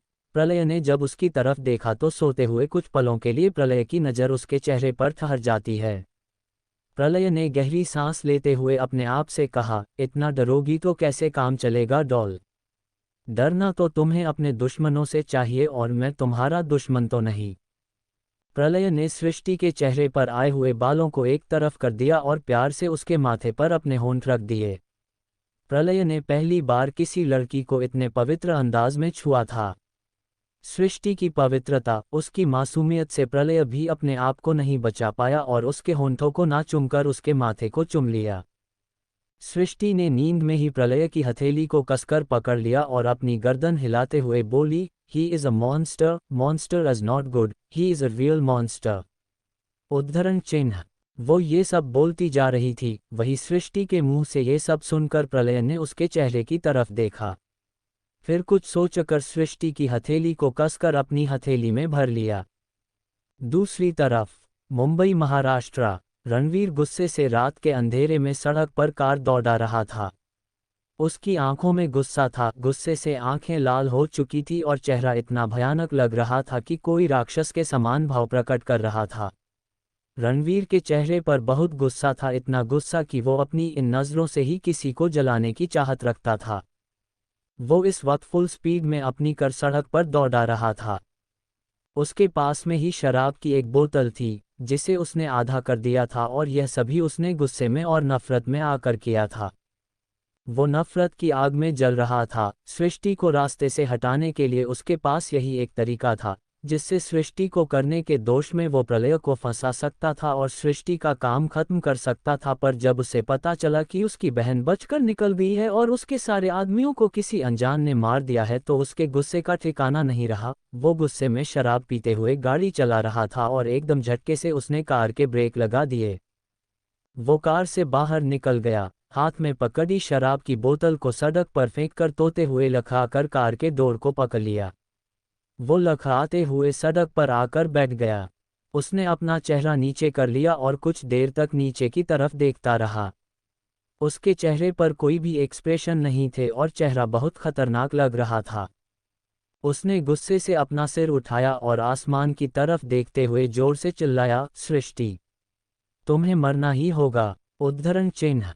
रणवीर के सिर पर नफरत इस कदर सवार हो गई थी कि उसे अब अच्छे और बुरे की कोई भी पहचान नहीं रही थी। वो सिर्फ और सिर्फ अपना स्वार्थ देख रहा था। रणवीर ने गुस्से से अपनी मुट्ठी बंद कर ली, उसकी आंखों से झलक रही नफरत साफ जाहिर हो रही थी। रणवीर ने गुस्से से कहा, कल का दिन तुम्हारे लिए बहुत यादगार होगा। तुम मुंबई में आओगी और तुम्हारा स्वागत ऐसा होगा कि तुमने कभी सोचा भी नहीं होगा। अगली सुबह सृष्टि और प्रलय एक लंबा सफर तय करके मुंबई पहुंच गए थे। मुंबई एयरपोर्ट से सामान की चेकिंग हो रही थी। प्रलय ने सृष्टि का हाथ पकड़ा हुआ था। वो सृष्टि का हाथ बिल्कुल एक बच्चे की तरह पकड़कर चल रहा था, जैसे उसे डर लग रहा हो कि कहीं सृष्टि उसे छोड़कर ना चली जाए। वही सृष्टि को प्रलय का इस तरह हाथ पकड़ना बहुत अजीब लग रहा था और उसे यह बात भी अजीब लग रही थी कि एयरपोर्ट पर काफ़ी लोग उसको और प्रलय को भी देख रहे थे। वही लोग आपस में कुछ बोल भी रहे होते हैं। सृष्टि ने प्रलय की पकड़ से अपना हाथ छुड़ाने की कोशिश करते हुए कहा, छोड़िए मेरा हाथ। प्रलय ने उसकी बात सुनकर उसे आंखें दिखाते हुए कहा, चुपचाप मेरे साथ चलो और ज्यादा बोलो मत। उद्धरण चिन्ह। सृष्टि के मुंह से एक लफ्ज नहीं निकला। उसने अपना चेहरा नीचे कर लिया और चुपचाप चलने लगी। उसका मोबाइल भी बंद पड़ा था और उसने चार्ज भी नहीं किया था। उसे राजवर्धन जी से बात करनी थी, लेकिन सृष्टि के पास अभी कोई भी जरिया नहीं था। वहीं प्रलय की मौजूदगी की वजह से वो काफ़ी डरा हुआ महसूस कर रही थी। प्रलय ने सृष्टि का हाथ पकड़ा हुआ था और उसे वहां से बाहर की तरफ लेकर आता है। प्रलय का मोबाइल कहाँ था उसे भी यह बात नहीं पता थी। और तो यह है वो लड़की। हाँ यार, इसे देखा तो है। ये तो कश्यप इंडस्ट्री की नई मालकिन है। उद्धरण चिन्ह। अच्छा, तो ये दोनों एक दूसरे के साथ है। उद्धरण चिन्ह। सिर्फ साथ नहीं है, शायद कुछ और भी बात है।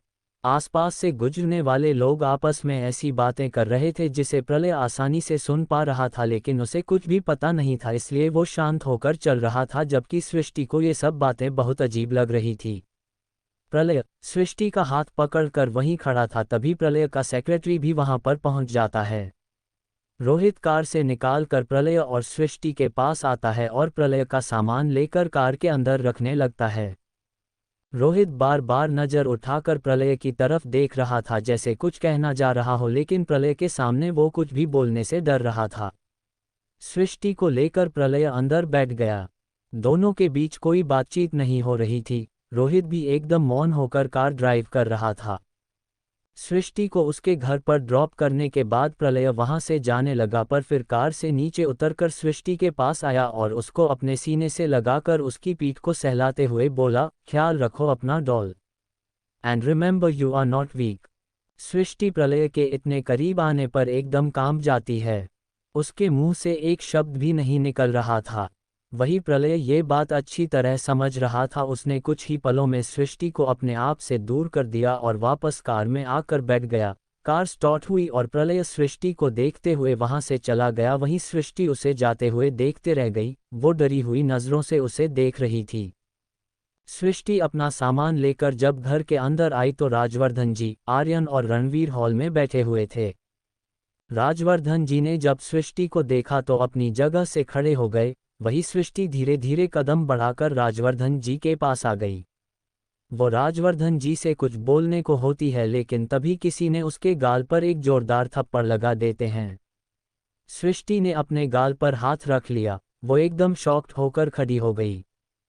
आखिर क्यों मारा किसने सृष्टि को थप्पड़? क्या किया है रणवीर ने सृष्टि के साथ? क्या प्रलय जान पाएगा रणवीर की चाल के बारे में? आखिर क्यों बचा रहा है प्रलय सृष्टि को? चैप्टर 28 प्रलय और सृष्टि का एमएमएस।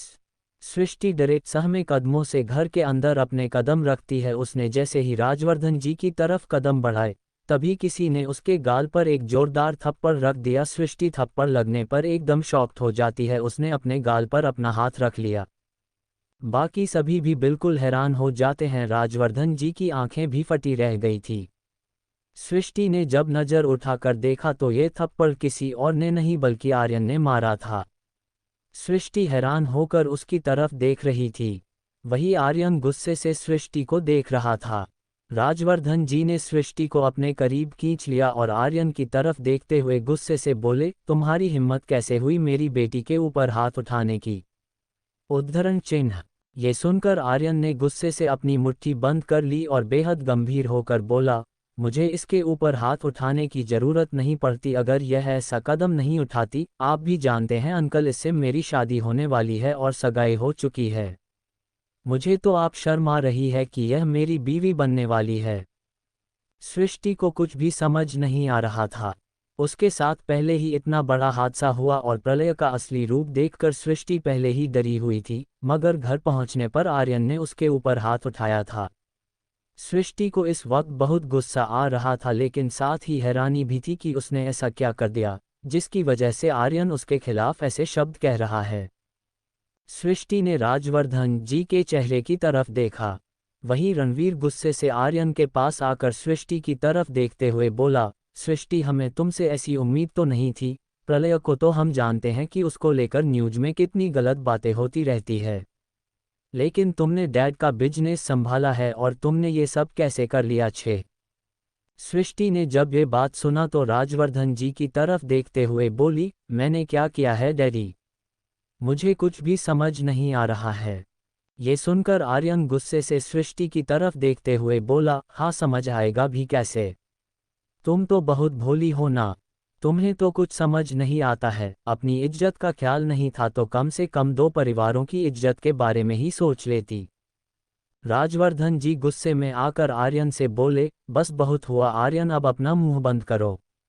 तुम कब से मेरी बेटी के बारे में ये शब्द कह रहे हो? अभी तक वो सब सच है या नहीं इस बात का अंदाजा भी नहीं है और तुम मेरी बेटी के ऊपर इतने घिनौने इल्जाम लगा रहे हो। आर्यन अपनी गर्दन नीचे कर लेता है और गुस्से में गहरी सांस लेने लगता है। वहीं रणवीर राजवर्धन जी की तरफ देखते हुए बोले, डैड, आपकी बात बिल्कुल ठीक है और मुझे भी अपनी बहन पर भरोसा है, लेकिन हम उसे वीडियो को गलत नहीं ठहरा सकते हैं। आप भी जानते हैं कि सुबह से हमें हजारों कॉल आ चुके हैं। अभी पेपर रिपोर्टर सब हमारे घर में पहुंचने वाले होंगे, हम कहीं मुंह दिखाने लायक नहीं रह जाएंगे। ये सुनकर सृष्टि ने राजवर्धन जी की तरफ देखकर कहा, डैडी, क्या हो रहा है, प्लीज बताइए। सृष्टि की आंखों में आंसू आ गए थे। कुछ गलत होने की आशंका उसे अंदर से खाए जा रही थी। वो पूरी तरह हैरान थी कि आखिर उसने क्या किया है और प्रलय के साथ उसका कौन सा वीडियो है। राजवर्धन जी की आंखों में एक शर्म की रेखा दिखाई दे रही थी। उन्होंने अपनी नज़रें नीचे कर ली। शायद वो बोल नहीं पा रहे थे। आर्यन ने गुस्से से सृष्टि की कलाई पकड़कर उसे अपनी तरफ खींचा और उसे देखते हुए बोला, तुम ये सब करके इतनी अनजान बन सकती हो, मैंने कभी नहीं सोचा था। अंकल से क्या पूछ रही हो? उनके अंदर हिम्मत नहीं है कि तुम्हारे कारनामों के बारे में बता पाए। तुमने इतना गिरी हुई हरकत जो की है, चलो मैं ही बता देता हूँ। ये कहते हुए रणवीर ने सृष्टि की कलाई पकड़ ली और उसे खींचते हुए उसके रूम की तरफ लेकर गया। आर्यन के इस बर्ताव पर सृष्टि ने गुस्से से कहा, छोड़ो मुझे। आर्यन, क्या कर रहे हो? कहाँ लेकर जा रहे हो? उद्धरण चिन्ह। राजवर्धन जी भी उसके पीछे पीछे आते हैं जबकि रणवीर नीचे खड़ा होकर मुस्कुरा रहा होता है। आर्यन उसे पकड़ पर रूम में लेकर आता है और उसे बेड पर पटकते हुए बोलता है, मैं तुम्हें तुम्हारी सच्चाई दिखा रहा हूँ। सृष्टि औंधे मुंह बेड पर गिर जाती है। उसने अपने आप को संभाला। आर्यन ने गुस्से में इतना कहते हुए अपने पॉकेट से मोबाइल निकाला और मोबाइल में वीडियो चलाया। मोबाइल को सृष्टि के चेहरे के सामने कर दिया। सृष्टि की आंखों में गुस्सा था। सृष्टि आर्यन की तरफ देख रही थी। जब उसने उसके मोबाइल की तरफ देखा तो उसकी आंखें एकदम बड़ी हो गई। उसके होश उड़ गए। उसकी आंखों के सामने उसका और प्रलय का वीडियो चल रहा था जो एक एमएमएस था। सृष्टि ये देखकर एकदम हैरान हो जाती है। उसने आर्यन के हाथों से झट से मोबाइल छीन लिया। वही आर्यन उसके चेहरे की तरफ देखते हुए अपना हाथ बांध लेता है। अच्छे से देखो, अपने कारनामों को देखो। मुझे नहीं पता था कि तुम दोनों बिजनेस टूर पर नहीं, इस टूर पर जा रहे हो। तुमसे ज्यादा गिरी हुई लड़की मैंने आज तक नहीं देखी। मैं तो तुम्हें अच्छा समझ रहा था, अगर तुम्हें ये सब करना ही था तो अकेले में करते, जहां पर किसी को दिखाई नहीं देता। यह वीडियो तो पूरे इंटरनेट पर फैला हुआ है और तुम्हारे बारे में इतनी गंदी बातें कही जा रही है। उद्धरण चिन्ह। आर्य ने गुस्से से फुटते हुए कहा। वही सृष्टि को तो यकीन नहीं हो रहा था, उसकी आंखों के सामने वीडियो चल रहा था जिसे सृष्टि ज्यादा देर तक नहीं देख पाए और गुस्से से मोबाइल को नीचे पटक दिया। मोबाइल टुकड़ों में टूटकर बिखर गया। आर्य ने उसके चेहरे की तरफ देखते हुए कहा, मेरा मोबाइल तोड़कर वैसे भी तुम्हें कुछ भी हासिल नहीं होगा, ये तो पूरे इंटरनेट पर छाया हुआ है और तुमने ऐसी गिरी हुई हरकत कैसे कर ली सृष्टि? मैं तो सोच भी नहीं सकता कि तुम ये सब कर सकती हो। सृष्टि का आत्मविश्वास एकदम कमजोर हो गया था, उसे यकीन नहीं था कि उसके साथ ऐसा कुछ भी हो सकता है। लेकिन उसके दिमाग में यही चल रहा था कि यह सब किसने किया है। उसने अपने कानों पर अपना हाथ रख लिया और आंखों में से आंसू आ रहे थे मगर जुबान पर गुस्सा था। उसने चिल्ला कर कहा, अभी जाओ यहाँ से, मुझे किसी से कोई बात नहीं करनी है। सृष्टि का ये रूप देखकर आर्यन के चेहरे पर मुस्कुराहट आ जाती है। उसने अपनी मुस्कुराहट को अगले ही पल छुपा लिया क्योंकि वहां पर राजवर्धन जी आ गए थे और राजवर्धन जी ने गुस्से से आर्यन से कहा, आर्यन तुम जाओ यहाँ से और मेरी बेटी को इस वक्त यह सब कहना बंद करो। मुझे मेरी बेटी पर पूरा भरोसा है, इसने ऐसा कुछ भी नहीं किया है। आर्य ने गंभीर होकर राजवर्धन जी के चेहरे की तरफ देखते हुए कहा, मुझे शर्म आ रही है अंकल, इस वक्त भी आप इसकी साइड ले रहे हो। इसने इतना बड़ा काम किया है कि आप इसे जान से मार दीजिए। आर्यन। उद्धरण चिन्ह। राजवर्धन जी चिल्ला उठे। उनके चिल्लाने पर रणवीर भी वहां पर आ जाता है। रणवीर आर्यन को बाहर की तरफ बुलाता है। माहौल काफी गर्म हो चुका था इसलिए आर्यन वहां से चला जाता है।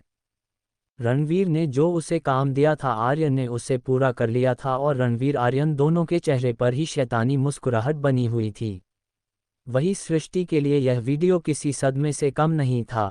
राजवर्धन की सृष्टि के पास आकर बैठ गए और सृष्टि ने अपना चेहरा उनके सीने में छुपा लिया और जोर जोर से रोते हुए बोली, डैडी, यह मेरा और प्रलय का वीडियो नहीं है, हमारे बीच में ऐसा कुछ भी नहीं हुआ है, आप तो यकीन करिए।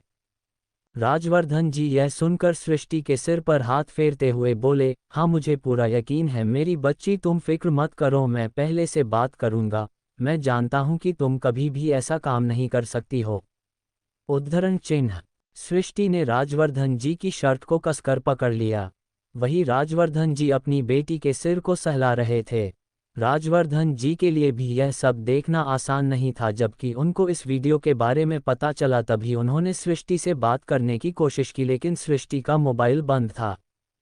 राजवर्धन जी को तो ये भी मालूम था कि सृष्टि प्रलय के साथ सिर्फ 2 दिन रही है और 2 दिन के अंदर यह सब होना नामुमकिन था। आज सुबह ही यह वीडियो इंटरनेट पर छाया हुआ था और राजवर्धन जी ने कल ही प्रलय से बात की थी और सृष्टि से भी कल बात की थी।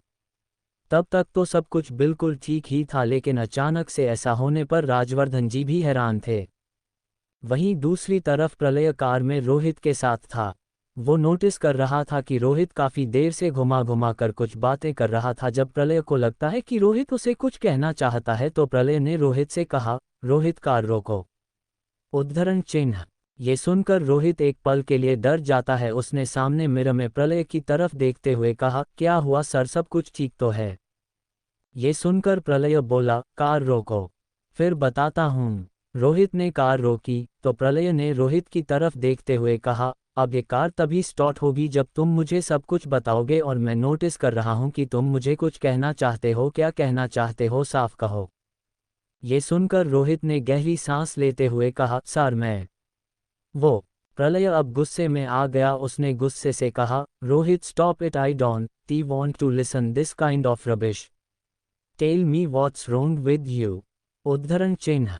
रोहित उसके गुस्से से भरी हुई आवाज सुनकर एकदम डर जाता है। उसने अपनी आंखें बंद करते हुए कतराते हुए कहा, सर आप। वो। उद्धरण चिन्ह। प्रलय उसे ही घूर रहा था। रोहित ने अपनी सांसें रोकते हुए कहा, सर आपका और सृष्टि मैम का एमएमएस वीडियो लीक हो गया है। ये सुनकर प्रलय शॉक्ड हो गया। वो हैरत से रोहित को देखने लगता है। रोहित कुछ पलों तक खामोश रहा।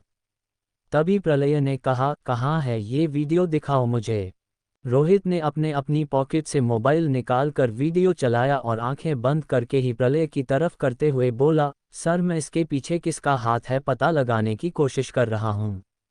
उद्धरण चिन्ह। प्रलय ने वीडियो देखा और गुस्से से मोबाइल को अपनी मुट्ठी में बंद कर लिया। उसका मोबाइल अभी तक उसके सूटकेस में ही बंद था और यह उसके लिए अच्छी बात थी क्योंकि गागी जी ने उसे बहुत सारे कॉल कर दिए थे। प्रणय ने रोहित की तरफ देखते हुए कहा, जल्दी से जल्दी यह वीडियो सोशल मीडिया से हटाओ और जितने भी न्यूज़ चैनल ने इसको कर किया है सभी का मुंह बंद करवाओ। मुझे ये न्यूज़ सोशल मीडिया पर नहीं देखनी चाहिए और ना ही किसी न्यूज़ चैनल पर, यहाँ तक कि अगर इसका किसी ने वीडियो भी डाउनलोड किया है तो उस वीडियो को भी गायब करवाओ और यह काम अगले 30 मिनट में होना चाहिए। उद्धरण चिन्ह। रोहित के लिए यह बड़ी बात बड़ी थी। उसने अपनी गर्दन हिलाई। क्या प्रलय पता लग पाएगा इसके पीछे किसका हाथ है? क्या रणवीर और आर्यन की सच्चाई सामने आ पाएगी? क्या सृष्टि अपने आप को सही साबित कर पाएगी? चैप्टर 29 प्रलय का सृष्टि के घर आना। सृष्टि ने अपने आप को कुछ वक्त तक रूम में बंद किया हुआ था। वो कितनी ही बार उस वीडियो को देख चुकी थी। उसे इस वक्त अपने आप को स्ट्रॉन्ग बनाने की जरूरत थी, पर राजवर्धन जी के सामने वो अपना चेहरा नहीं ले जा पा रही थी। उसने राजवर्धन जी से भी कोई बात नहीं की और राजवर्धन जी भी अपनी बेटी को इस हाल में देखकर बहुत दुखी थे।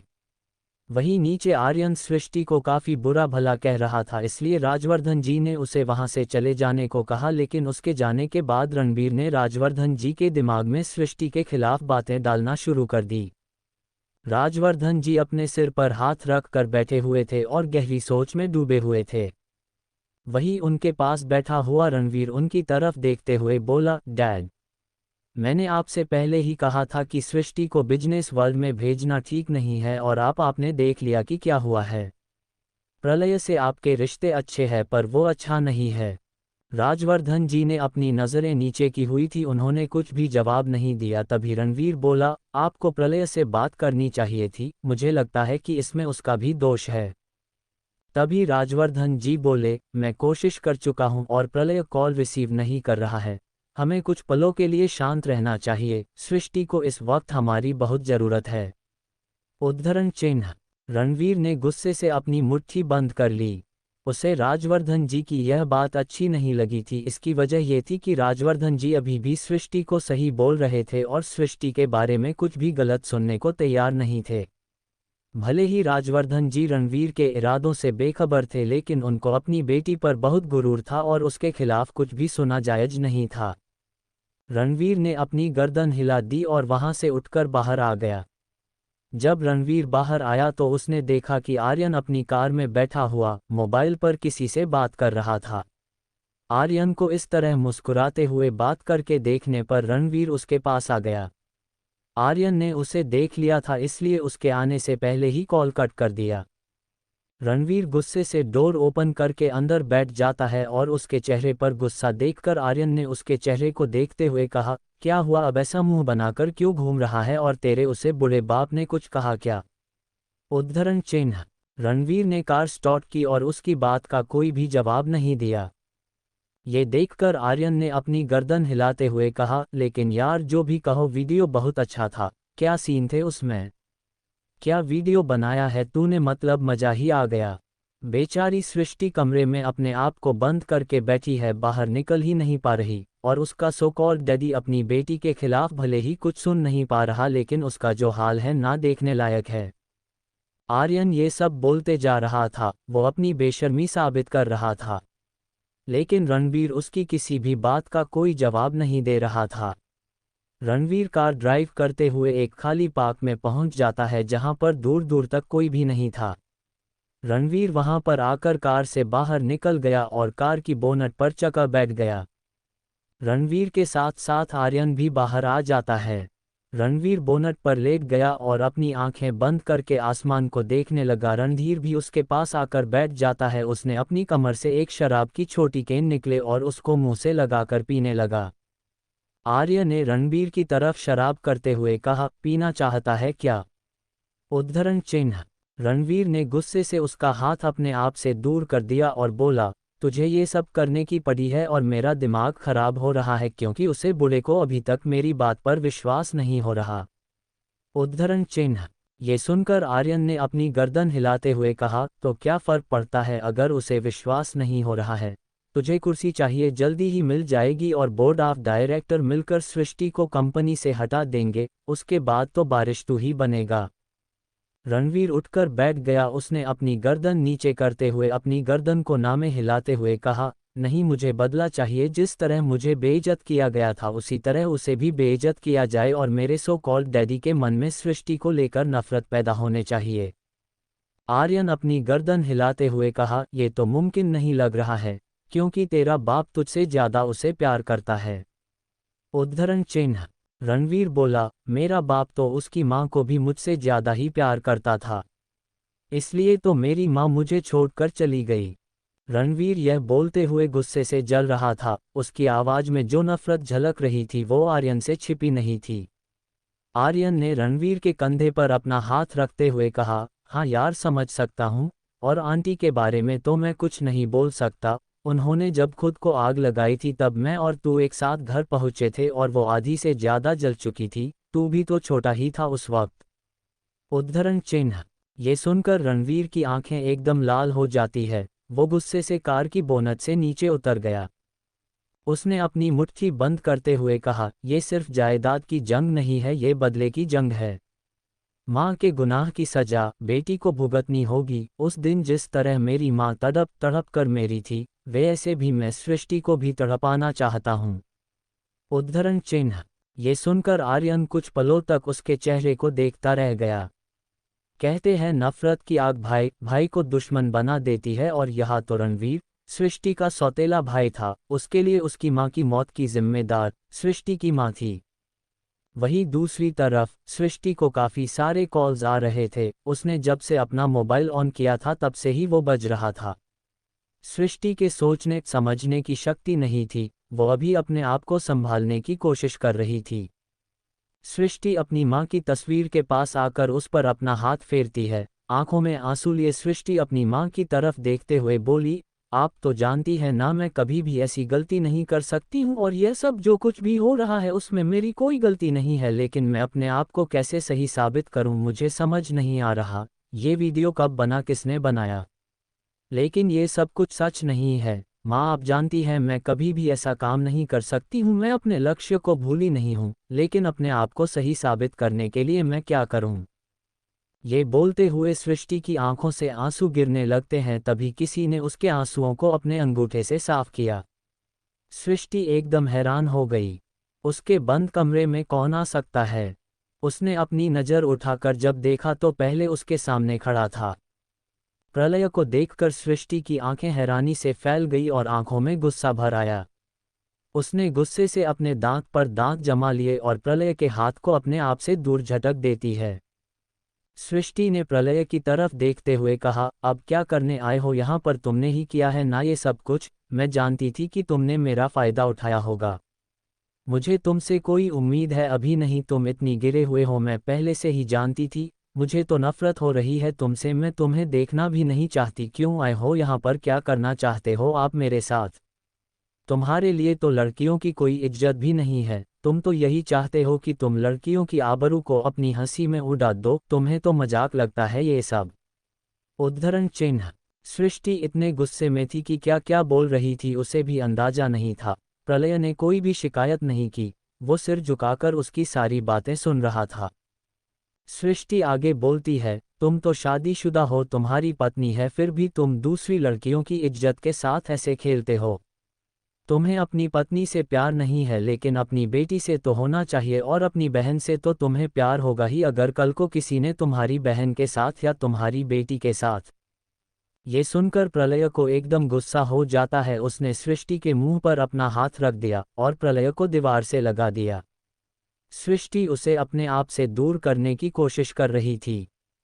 प्रलय ने सृष्टि की आंखों में गुस्से से झांका। प्रलय की पकड़ से छूटने के लिए सृष्टि अपनी पूरी ताकत लगा रही थी। सृष्टि ने प्रलय पर पैर से वार करना चाहा, मगर पहले ने अपने पैरों से उसके पैरों को दबा दिया। अब सृष्टि हिल भी नहीं पा रही थी, पर वो कुछ बोलने की कोशिश कर रही थी। आंखों में प्रलय के लिए नफरत लिए वो प्रलय को देख रही होती है। तभी प्रलय में उसकी आंखों में देखते हुए कहा, मेरी बेटी के बारे में कुछ भी मत बोलना, और मेरी बहन से मैं बहुत प्यार करता हूँ, लेकिन मैंने उसे इस तरह रोना नहीं सिखाया है। मैं उसे कभी भी टूटते हुए नहीं देख सकता हूँ। इसलिए मैंने उसे हमेशा से यही सिखाया है कि अगर उसकी गलती नहीं है और किसी बात पर उसे ज़बरदस्ती ब्लेम किया जा रहा है तो खुद को साबित करे, ना कि अपना मुंह छुपाकर एक कमरे में बंद होकर बैठ जाए। वो तुम्हारी तरह मपन छिपाकर तो कभी नहीं बैठेगी। मैंने अपनी बेटी को भी यही सिखाया है, इसलिए मैं पूरे भरोसे से कह सकता हूँ कि वो कभी भी ऐसी हरकत नहीं करेगी। सृष्टि उसके मुंह से ऐसी बातें सुनकर उसके चेहरे को देखते रह गई। प्रलय में जब उसको शांत देखा तो उसके पास से हट गया। सृष्टि ने प्रलय को देखते हुए कहा, मैं तुम्हारी बातों पर बिल्कुल विश्वास नहीं कर सकती। तुम कितने खतरनाक हो ये तो मैं देख चुकी हूँ। उद्धरण चिन्ह। प्रणय ने उसकी तरफ देखते हुए कहा, तुम देख चुकी हो कि मैं कितना खतरनाक हूँ, लेकिन तुम यह नहीं देख पाई कि मैं इतना भी बुरा नहीं हूँ जितना तुम समझती हो। मैं किसी भी अच्छे इंसान के साथ गलत नहीं करता हूँ, गलत के साथ गलत करता हूँ। अगर तुम्हें उससे भी प्रॉब्लम है तो ये तुम्हारी प्रॉब्लम है, मैं इसमें कुछ भी नहीं कर सकता। उद्धरण चिन्ह। सृष्टि की आंखों में से आंसू बह रहे थे। प्रलय ये देखकर उसके पास आता है और उसकी आंखों से आंसुओं को अपने अंगूठे से साफ करते हुए बोलता है, ऐसे रोने से कुछ भी नहीं होगा। जिसमें तुम्हारे साथ गलत किया है उसे सबक सिखाना होगा। उद्धरण चिन्ह। सृष्टि ने प्रलय के चेहरे की तरफ देखते हुए कहा, इतना भी आसान नहीं है। अब पूरे देश में सभी लोगों के पास मेरा एमएमएस है, मैं उनके मोबाइल से सब कुछ डिलीट नहीं कर सकती। ये सुनकर पहले ने उसके चेहरे को अपने हाथों में भर लिया और उसकी आंखों में देखते हुए बोला, तुम्हें कुछ भी करने की जरूरत नहीं है, मैंने सब कुछ कर दिया है। अब अगर तुम्हें जरूरत है तो सच्चाई को सभी के सामने लाने की। उद्धरण चिन्ह। सृष्टि यह सुनकर हैरान होकर प्रलय के चेहरे की तरफ देखने लगती है। उसने अपनी गर्दन हिलाते हुए कहा, पर तुमने ये कैसे किया और मैं सच्चाई को सामने कैसे लेकर आऊंगी। उद्धरण चिन्ह।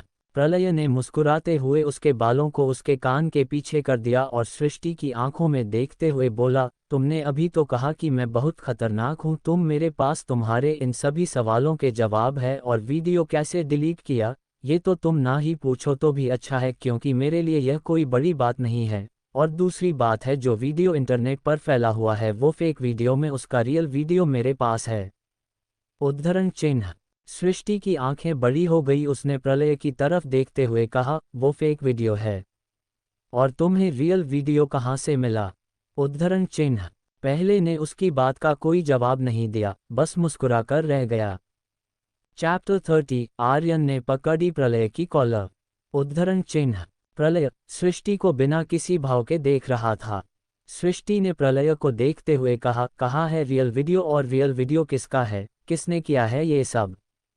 सृष्टि के चेहरे पर अब बेचैनी दिखाई दे रही थी। वो सच जानने के लिए बेचैन हो रही थी, मगर वो रणवीर के बारे में नहीं सोच रही थी। उसे लगता है था कि उसे मार सकता है, लेकिन उसके साथ इतना बुरा नहीं कर सकता। मगर प्रलय क्या जानता था और क्या नहीं, ये बात भी सृष्टि को नहीं पता थी।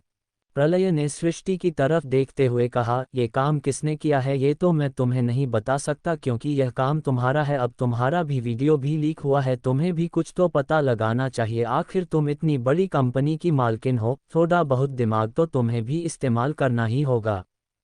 सृष्टि अपने होठों को दबाकर गुस्से में प्रलय की तरफ देखती है। वो प्रलय की यह सुनकर उसकी कॉलर पकड़ते हुए कहा, बताओ मुझे, कहीं तुम मेरा मजाक तो नहीं बना रहे हो, कहीं तुमने ही यह सब तो नहीं किया, तुम मुझे गुमराह करने की कोशिश कर रहे हो। उद्धरण चिन्ह। प्रलय ने सृष्टि के सिर पर अपना हाथ मारते हुए कहा, तुम सच में बहुत पागल हो डॉल। डॉल बोलता हूँ, इसका मतलब यह नहीं कि तुम्हारे अंदर दिमाग की कमी जाए। डॉल हो तुम, मगर दिमाग तो इंसान वाला ही है। अगर तुम्हें मेरी बात का विश्वास नहीं है तो अपना वर्जिनिटी टेस्ट करवा कर आ जाओ। खैर ऐसा कोई टेस्ट होता नहीं है, लेकिन फिर भी तुम जैसी लड़कियों को इस चीज़ की ज़रूरत पड़ सकती है, क्योंकि तुम्हें यही लगता है कि तुम्हारे एक अंग के अंदर तुम्हारी सारी इज्जत छुपी हुई है। उद्धरण चिन्ह। प्रलय की ऐसी बातें सुनकर सृष्टि को एकदम गुस्सा आ जाता है। उसमें थप्पड़ मारने के लिए अपना हाथ उठाया, लेकर प्रलय ने उसके हाथ को बीच में ही पकड़ लिया और उसके हाथ को पकड़कर पीछे मरोड़ते हुए बोला, मुझ पर नहीं, ये हाथ उस पर उठाना जिसने तुम्हारे साथ गलत किया है। मुझे तो कोई फर्क पड़ता नहीं है, मेरे बारे में तो ऐसे कितनी अफवाहें फैलती रहती है और कितने ही वीडियो निकलते रहते हैं। उद्धरण चिन्ह। सृष्टि के हाथ में दर्द हो गया। वो अपने आप को छुड़ाने की कोशिश करने लगी। वो प्रलय को घूर रही थी। तभी प्रलय ने उसकी तरफ देखते हुए कहा, अभी मेरे साथ लड़ाई या बहस करने का वक्त नहीं है, अगले आधे घंटे में तैयार हो जाओ। हमें एक प्रेस कॉन्फ्रेंस करनी है और तुम्हारे पास असली वीडियो भी पहुंच जाएगा, उसके बाद तुम देख लेना कि तुम्हें क्या करना है। सृष्टि अपनी गर्दन हिलाते हुए बोली, लेकिन मैं प्रेस कॉन्फ्रेंस क्यों करूंगी? प्रणय ने अपनी गर्दन नीचे कर ली और एक गहरी सांस छोड़ते हुए बोला, सच में तुम्हें बहुत गाइडेंस की ज़रूरत है डॉल, क्योंकि ऐसे तो तुम बिजनेस वर्ल्ड में कभी सही से वर्क कर ही नहीं पाओगी।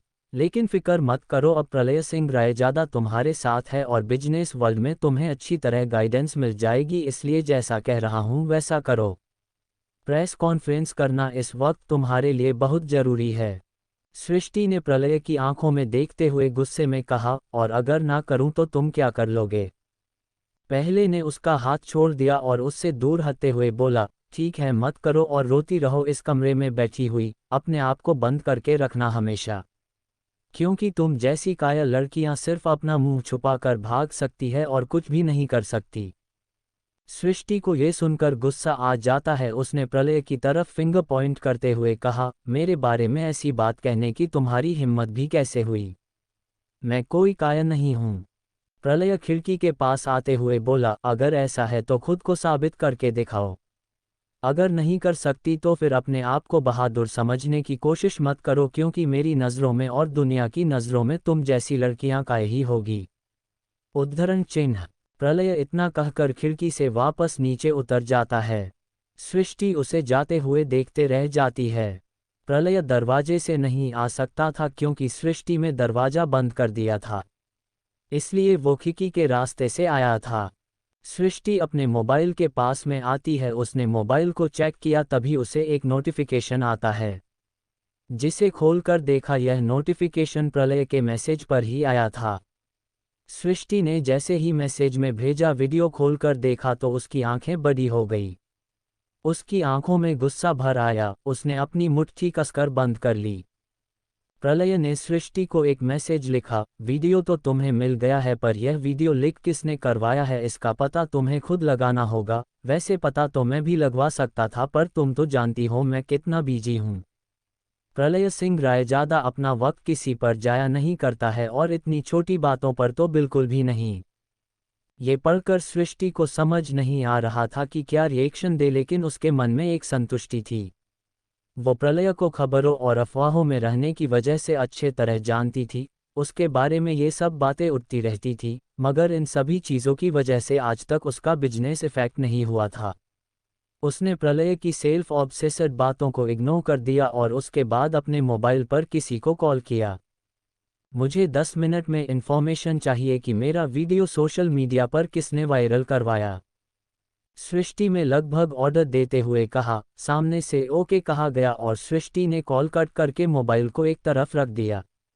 सृष्टि ने अपने आप को आईने में देखा। उसने अपनी आंखों से आंसू साफ किए।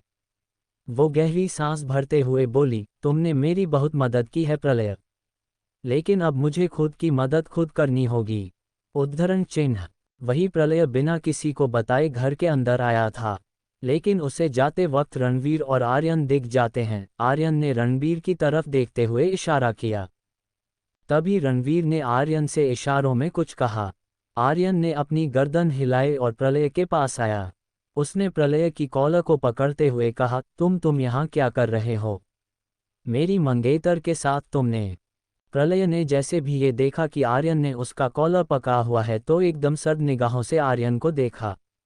आर्यन ने प्रलय की निगाहों में देखा। प्रलय की निगाहें बिल्कुल लाल हो चुकी थी। उसके चेहरे के भाव एकदम कठोर थे। उसकी आंखों में जितना गुस्सा था, उसे देखकर आर्यन की हिम्मत नहीं थी कि उसकी कॉलर को ज्यादा वक्त तक पकड़कर रख पाए। आर्यन ने अगले ही पल उसकी कॉलर को छोड़ दिया। प्रलय ने आर्यन के चेहरे की तरफ देखा। आर्यन ने अपने आप को संभालते हुए गुस्से से प्रलय को देखा। वो इस वक्त प्रलय के सामने कमजोर नहीं पड़ सकता था। आर्यन ने गुस्से से कहा, तुम यहाँ पर क्या कर रहे हो? तुमने और सृष्टि ने जो कि कांड किया है उसके बाद तुम्हें बिल्कुल भी शर्म नहीं आई। अब यहाँ पर क्या करने आए हो? और तुम्हें घर के अंदर आने की परमिशन किसने दी? उद्धरण चिन्ह।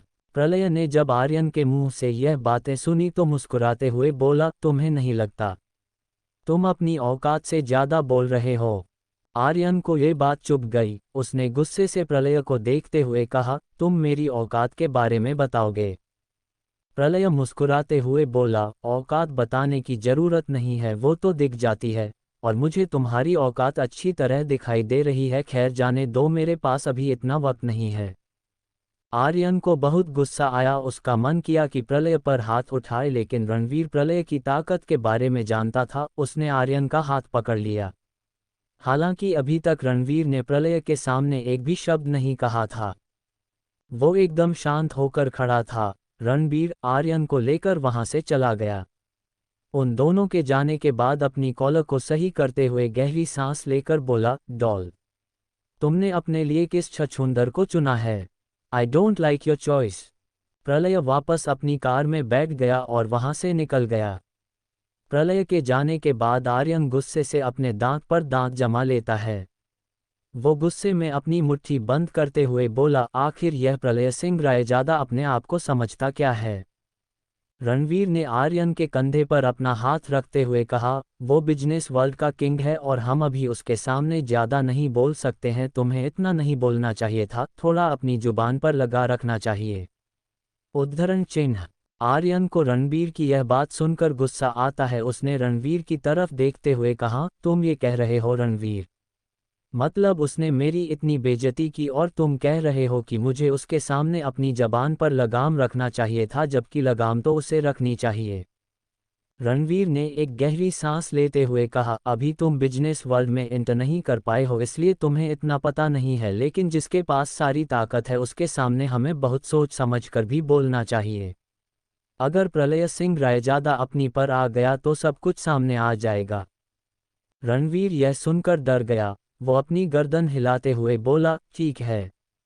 ठीक कह रहे हो तुम, मैं कुछ ज्यादा ही बोल गया। उद्धरण चिन्ह। रणवीर ने अपनी गर्दन को हिलाकर कहा, ठीक है, होता है। तुम वैसे भी फ्लो में ज्यादा बोल देते हो। उद्धरण चिन्ह। आर्यन और रणवीर विला के अंदर आते हैं, जहां पर देखते हैं कि राजवर्धन जी यहां से वहां चहलकदमी कर रहे हैं। रणवीर उनको इस तरह चहलकदमी करते हुए देखता है तो उनके पास आकर बोलता है, क्या हुआ डैड? आप इतना परेशान क्यों लग रहे हैं? उद्धरण चिन्ह। ये सुनकर राजवर्धन जी बोले, कुछ नहीं, बस सृष्टि का इंतजार कर रहा हूं। क्यों, आप कहीं जा रहे हो क्या? हाँ, प्रेस कॉन्फ्रेंस के लिए जाना होगा। Press conference? लेकिन क्यों? क्योंकि सृष्टि यह प्रेस कॉन्फ्रेंस करना चाहती है और चाहती है कि मैं भी उसके साथ चलूं। रणवीर राजवर्धन जी के मुंह से यह बात सुनकर एकदम हैरान हो जाता है। उसने हैरान होकर आर्यन के चेहरे की तरफ देखा। आर्यन ने अपनी गर्दन नामे हिला दी। तभी राजवर्धन जी ने आर्यन से कहा, एक काम करो, तुम भी चलो। उद्धरण चिन्ह। रणवीर राजवर्धन जी को देखते हुए बोला, लेकिन डैड, अचानक से प्रेस कॉन्फ्रेंस करने की क्या जरूरत हो गई? अभी तो माहौल भी ठीक नहीं हुआ है। मीडिया को तो आप जानते हो कितने ही सवाल करते हैं। अगर उन्होंने सृष्टि के बारे में कुछ गलत बोला तो? राजवर्धन जी कुछ बोलने को हुआ, तभी सीढ़ियों से नीचे उतरती हुई सृष्टि ने रणवीर के चेहरे की तरफ देखते हुए कहा, फिक्र मत करिए भाई, अब सब कुछ ठीक होगा। मुझे किसी का कोई डर नहीं है। उद्धरण चिन्ह। सृष्टि के मुंह से ऐसी बातें सुनकर सबसे ज्यादा झटका रणवीर को ही लग रहा था। सृष्टि ने रणवीर और आर्यन को देखते हुए कहा, आप दोनों भी प्रेस कॉन्फ्रेंस पर पहुंच जाना। उद्धरण चिन्ह। फिर राजवर्धन जी के देखते हुए बोली, चलिए डैड। उद्धरण चिन्ह। राजवर्धन जी अपनी गर्दन हिला देते हैं। उसके बाद सृष्टि राजवर्धन जी के साथ वहां से चली जाती है। वहीं रणवीर और आर्यन एक दूसरे के चेहरे की तरफ देखने लगते हैं। आर्यन ने रणवीर की तरफ देखते हुए कहा, काफी कॉन्फिडेंट लग रही है, लगता है इसे सब कुछ पता चल गया। रणवीर ने अपनी गर्दन नामे हिलाते हुए कहा, नहीं, ऐसा नहीं है, अगर पता चला होता तो अभी तक गुस्से में हम दोनों को ही इस घर से बाहर निकल चुकी होती और डैड तो इसका ही साथ देते। उद्धरण चिन्ह। आर्यन को कुछ समझ नहीं आ रहा था, लेकिन फिर उसने अपने सिर को खुजाते हुए कहा, मुझे लगता है कि प्रलय ने ही कुछ किया होगा। उद्धरण चिन्ह। रणवीर आर्यन की इस बात पर उसके चेहरे की तरफ देखने लगता है। क्या सृष्टि रणवीर की सच्चाई को सभी के सामने लेकर आ जाएगी? क्या प्रलय को रणवीर के सच के बारे में पता है? क्या प्रलय सृष्टि का साथ दे रहा है? क्या सृष्टि को मिल रहा है प्रलय का साथ? दोस्तों ढेर सारे कमेंट कीजिए। मिलती हूँ आपसे नेक्स्ट पार्ट में। Thanks for watching and subscribe for listening next chapters of return of the सेओ क्वीन।